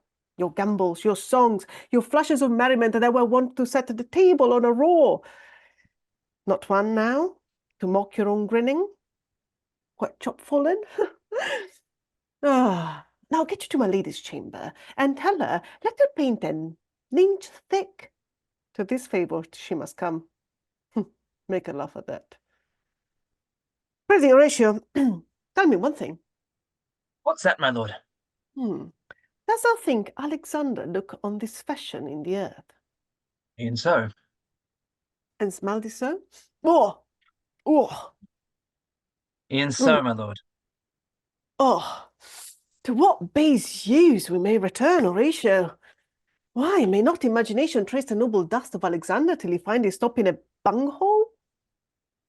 To consider too curiously, to consider so. No, faith, not a jot. But to follow him thither with modesty enough and likelihood to lead it, as thus Alexander died, Alexander was buried, Alexander returneth into dust, the dust is earth, of earth we make loam, and why of that loam whereto he was converted may they not stop a beer barrel? Imperial Caesar, dead and turned to clay, may stop a hole to keep the wind away, or that the earth, which kept the world in awe, should patch a wall to expel the winter's flow. But soft a while. Here comes the king, the queen, the courtiers, who is they follow?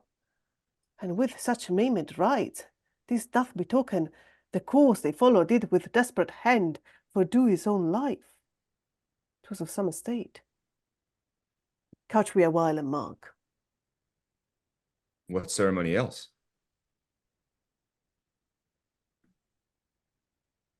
What ceremony else? That is Laertes, a very noble youth, mark. What ceremony else? Her obscuries have been as far enlarged as we have warranty. Her death was doubtful, but the great command overwears the order. She should in ground unsanctified have lodged till the last trumpet. Her charitable prayers, shards, flints, and pebbles should be thrown on her. Yet here she is, allowed her virgin krantz, her maid instruments, and the bringing home of bell and burial. Must there no more be done? No more be done. We should profane the service of the dead to sing a requiem and such rest to her as to peace parted souls. Lay her in the earth, and from her fair and unpolluted flesh may violets spring. I tell thee, churlish priest, a ministering angel shall my sister be when thou liest howling. What? The fair Ophelia? Greets to the sweet, farewell. I hoped thou shouldst have been my Hamlet's wife. I thought thy bride bed to have decked, sweet maid, and not to have strewn thy grave. O treble woe, fall 10 times treble on that cursed head, whose wicked deed thy most ingenious sense deprived thee of. Hold off the earth a while, till I have caught her once more in mine arms. Oh, now pile your dust upon the quick and dead, till of this flat a mountain you have made, o'ertop old Pelion, or the skyish head of blue Olympus. What is he whose grief bears such an emphasis, whose phrase of sorrow conjures the wandering stars and makes them stand like wonder wooden hearers? This is I, Hamlet of the Dane. The devil take thy soul! Oh, playest not well. I pray thee take thy fingers from my throat. For though I am not splendid and rash, yet have I something in me dangerous, which let thy wisdom fear. Hold off. Pluck them asunder. Hamlet! Hamlet! Gentlemen. Gentlemen, good my lord, be quiet. Why, I will fight him upon this theme until my eyelids will no longer work. Oh, my son, what theme? I loved Ophelia. 40,000 brothers could not, with all their quantity of love, make up my sum. What wilt thou do for her? Don't use mad Laertes. For the love of God, forbear him. Friend, show me what you do. Would weep, would fight, would fast, would tear thyself, would drink up easel, eat a crocodile. I'll do it. Dost thou come here to whine, to outface me with leaping in a grave, be buried quick with her, so will I. And if thou prate of mountains, let them throw millions of acres on us, till our ground singeing is spate against the burning zone and make also like a word. Nay, and thou mouth it. I'll rant as well as thou. This is mere madness, and thus a while the fit will work on him. Anon, as patient as the female dove, when that her golden couplets are disclosed, his silence will sit drooping. You, sir, what is the reason that you use me thus? I loved you ever, but it is no matter. Let Hercules himself do what he may. They got him now. The dog will have his day. I pray you, good Horatio, wait upon him. Strengthen your patience in our last night's speech. I'll put the matter to the present push. A good Gertrude, get some watch over your son. This grave shall have a living monument. An hour of quiet shortly shall we see. Till then, in patience our proceeding be. So much for this, sir. Now you shall see the other. Do you remember all the circumstance? Remember it, my lord. Sir, in my heart there was a kind of fighting that would not let me sleep. Methought I lay worse than the mutinies in the bilboes, rashly, and praised be rashness for it. Let us know our indiscretion sometimes serves us well, when our deep plots do pull, and that should teach us there's a divinity that shapes our ends. Review them how we will. Most certain. Up from my cabin, my sea gown scarfed about me in the dark, groped I to find out them, at my desire, fingered the packet, and in fine withdrew to mine own room again, making so bold my fierce forgetting manners to unseal the great commission, where I found Horatio, a royal knavery, an exact command, larded with many several sorts of reasons, importing Denmark's health and England's too, with such bugs and goblins in my life that on the supervised no leisure baited, no, not to say the grinding of the axe, my head should be struck off. It's possible? Here's the commission. Read it at more leisure. But wilt thou hear how I did proceed? I beseech you. Being thus billeted round with villainies, ere I could make a prologue to my brains, they had begun the play. I sat me down, devised a new commission, wrote it fair. I once did hold it, as our statists do, a baseness to write fair, and laboured much how to forget that learning. But, sir, Now, he did me human service. No, the effect of what I wrote? Aye, good my lord.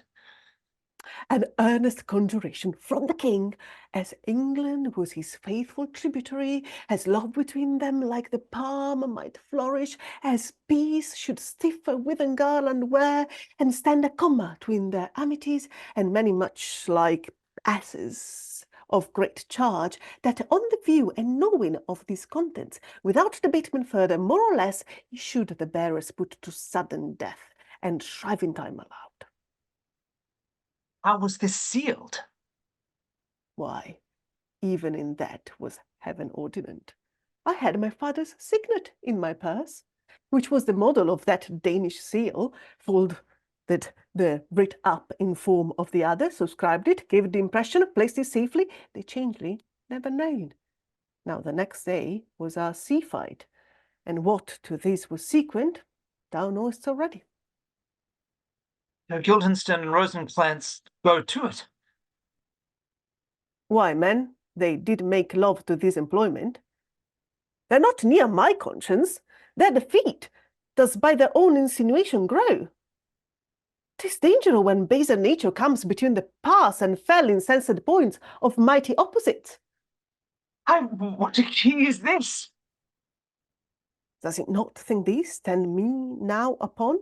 He that hath killed my king and whored my mother, popped in between the election and my hopes, thrown out his angle for my proper life, and with such cozenage, is not perfect conscience to quit him with this arm, and is not to be damned to let this canker of our nature come into further evil? Must be shortly known to him from England. What is the issue of the business there? It will be short, the interim's mine, and a man's life no more than to say one.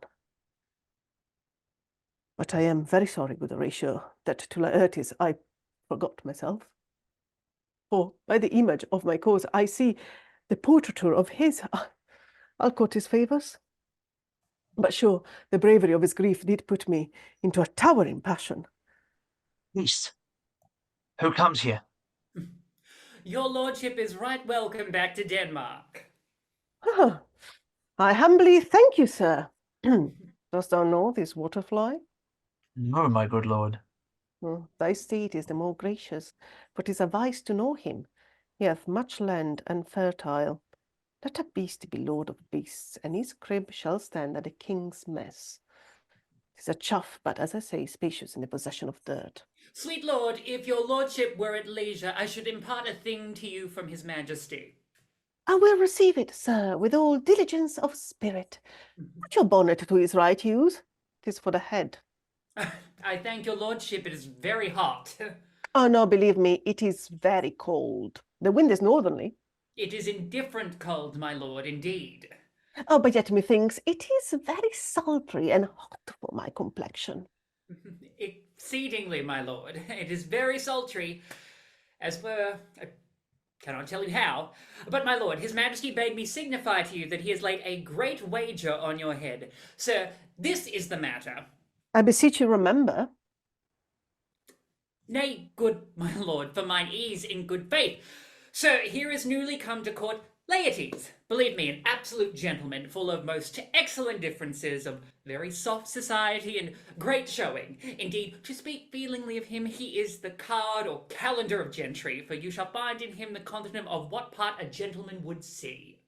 Sir, his defilement suffers no perdition in you, though. I know to divide him inventorily would dizzy the arithmetic of memory, and yet but yawn either in respect of his quick sale. But in the verity of extolment, I take him to be the soul of great article, and his infusion of such dearth and rareness as to make true diction of him is semblable, is his mirror, and who else would trace him in umbrage? Nothing more. Your lordship speaks most infallibly of him. The concernacy, sir? Why do we wrap the gentleman in our more rarer breath? Sir? Not possible to understand in another tongue? You will do it, sir, really. What imports the nomination of this gentleman? Of Laertes? purse is empty already. All's golden words are spent. Of him, sir. I know you are not ignorant. I would you did, sir. Yet if you did, it would not much approve me. Well, sir. You are not ignorant of what excellence Laertes is. I dare not confess that, lest I should compare with him in excellence, but to know a man well were to know himself. I mean, sir, for his weapon, but in the imputation laid on him by them, in his meed he's unfellowed. What's his weapon? Rapier and dagger. That's two of his weapons, but, well.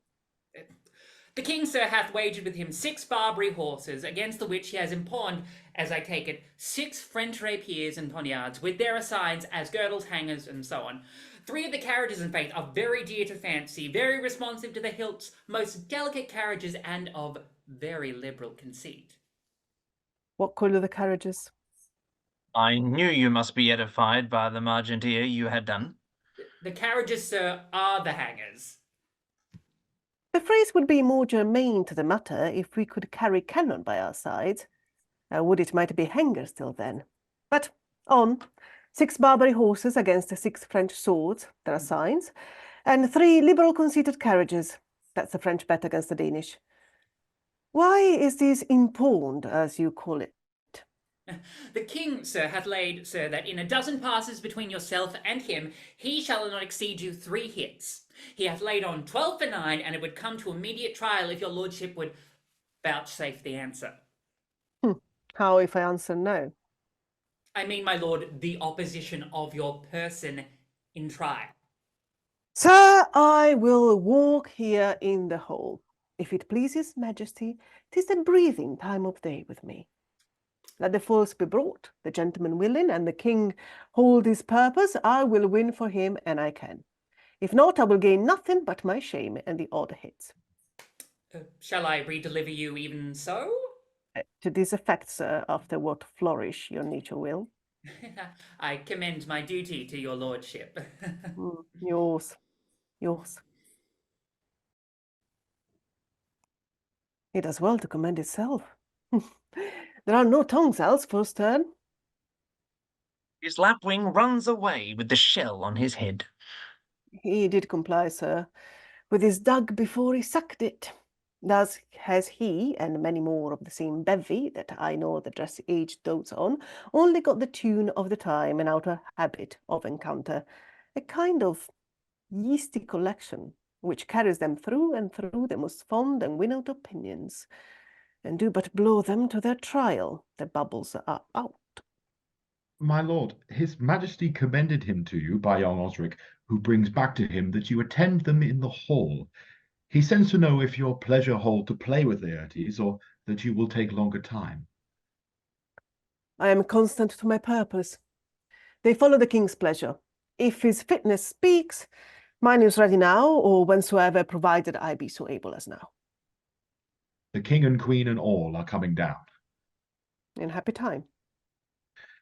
The queen desires you to use some gentle entertainment to Laertes before you fall to the play. She well instructs me. You will lose this wager, my lord. Oh, I do not think so. Since he went into France, I have been in continual practice. I shall win at the odds. But thou wouldst not think how ill all's here about my heart. But it is no matter. Nay, good my lord. It is but foolery. But it is such a kind of gain-giving as would perhaps trouble a woman. If your mind dislike anything, obey it. I will forestall their repair hither and say you are not fit. Not a whit. With a fie augury. There is a special providence in the fall of a sparrow. If it be now, 'tis not to come. If it be not to come, it will be now. If it be not now, yet it will come. The readiness is all, since no man has aught of what he leaves, what is to leave betimes. Come, Hamlet, come, take this hand from me. Give me your pardon, sir. I have done you wrong. But pardon it, as you are a gentleman. Thy presence knows, and you must needs have heard how I am punished with sore destruction. What I have done, that might your nature, honour, and exception roughly awake, I here proclaim was madness. Was Hamlet wrong, Laertes? Never Hamlet. If Hamlet from himself be ta'en away, and when he is not himself does wrong Laertes, then Hamlet does it not. Hamlet denies it. Who does it then? Is madness. If it be so, Hamlet is of the faction that is wronged. His madness is poor Hamlet's enemy. Sir, in this audience, let my disclaiming from a purposed evil free me so far in your most generous thoughts that I have shot mine arrow o'er the house and hurt my brother. I am satisfied in nature, whose motive in this case should stir me most to my revenge. But in my terms of honor, I stand aloof, and will no reconcilement till by some elder masters of known honor I have a voice and precedent of peace to keep my name ungored. But till that time, I do receive your offered love like love, and will not wrong it. I embrace freely, and will these brothers wager frankly play. Give us the foils. Come on. Come, one for me. Oh, I'll be your foil, Laertes. In mine ignorance, your skill shall, like a star in the darkest night, stick fiery off indeed. You mock me, sir. No, by this hand. Give them the foils, young Osric.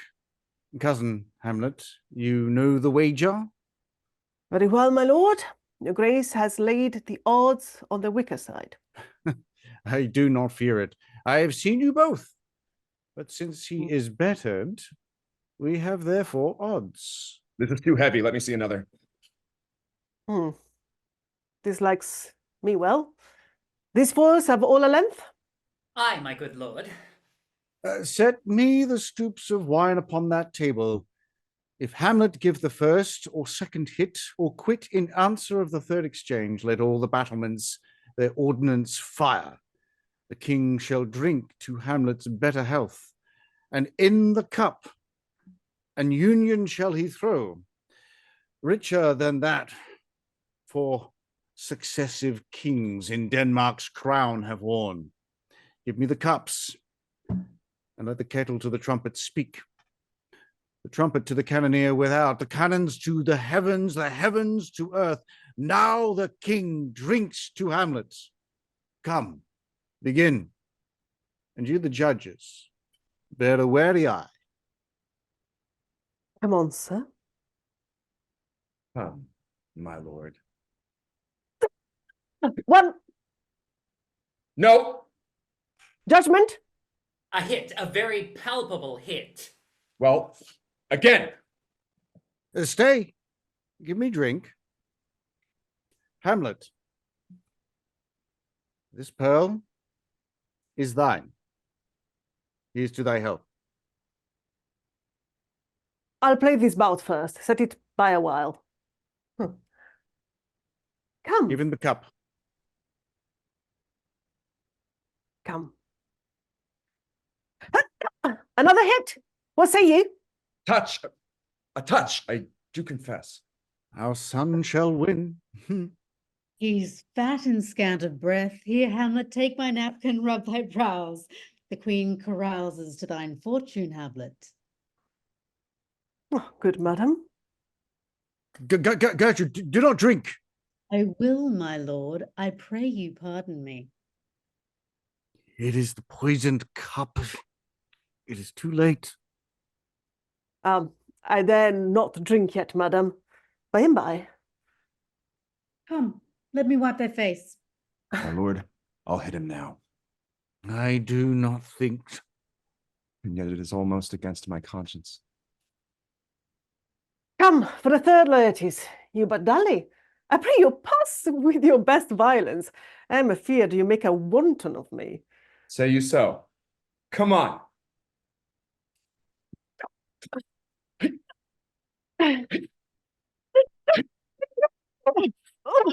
Nothing, neither way. How about you now? Part them! They are incensed! Nay, come again! Look to the queen there! Ho! They bleed on both sides. How is it, my lord? How is it, Laertes? Why, as a woodcock to mine own spring, Osric, I am justly killed with mine own treachery. How does the queen? She swoons to see them bleed. No. No. It's the drink. The drink. Oh, my dear Hamlet, the drink. The drink, I'm poisoned. Oh, villainy! Oh, let the door be locked! Kertrice, seek it out! It is here, Hamlet. Hamlet, thou art slain. No medicine in the world can do thee good. In thee there is not half an hour of life. The treacherous instrument is in thy hand, unbaited and envenomed. The foul practice hath turned itself on me. Lo, here I lie, never to rise again. Thy mother's poisoned. I can no more. The king is to blame. The point, envenomed too. Then, venom, do thy work! Treason! Treason!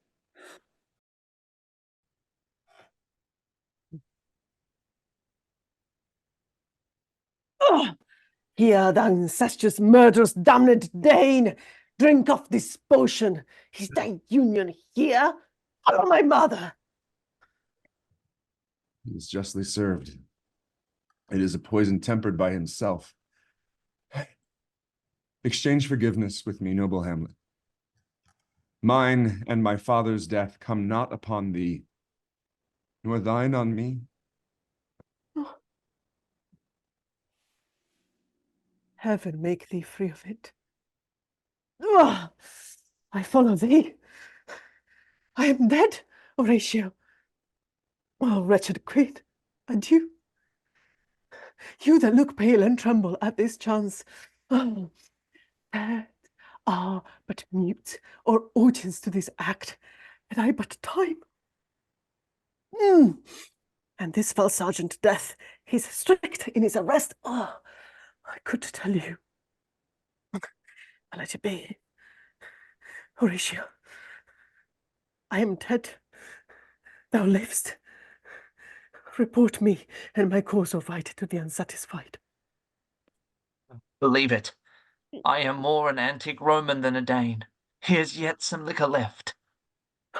As thou art a man, give me the cup. I go. By heaven, I'll have. Oh, good Horatio, what a wounded name. This, standing thus unknown, shall live behind me. If thou didst ever hold me in thy heart, absent thee from felicity a while, and in this harsh world draw thy breath in pain to tell my story. What warlike noise is this? Young Fortinbras with conquest come from Poland. To the ambassadors of England gives this warlike volley. I die, Horatio. The poison quite o'ercrows my spirit. I cannot live to hear the news from England, but I do prophesy the election lights on Fortinbras. He has my time voice, so tell him, with your currents, more and less, which have solicited. The rest is silence.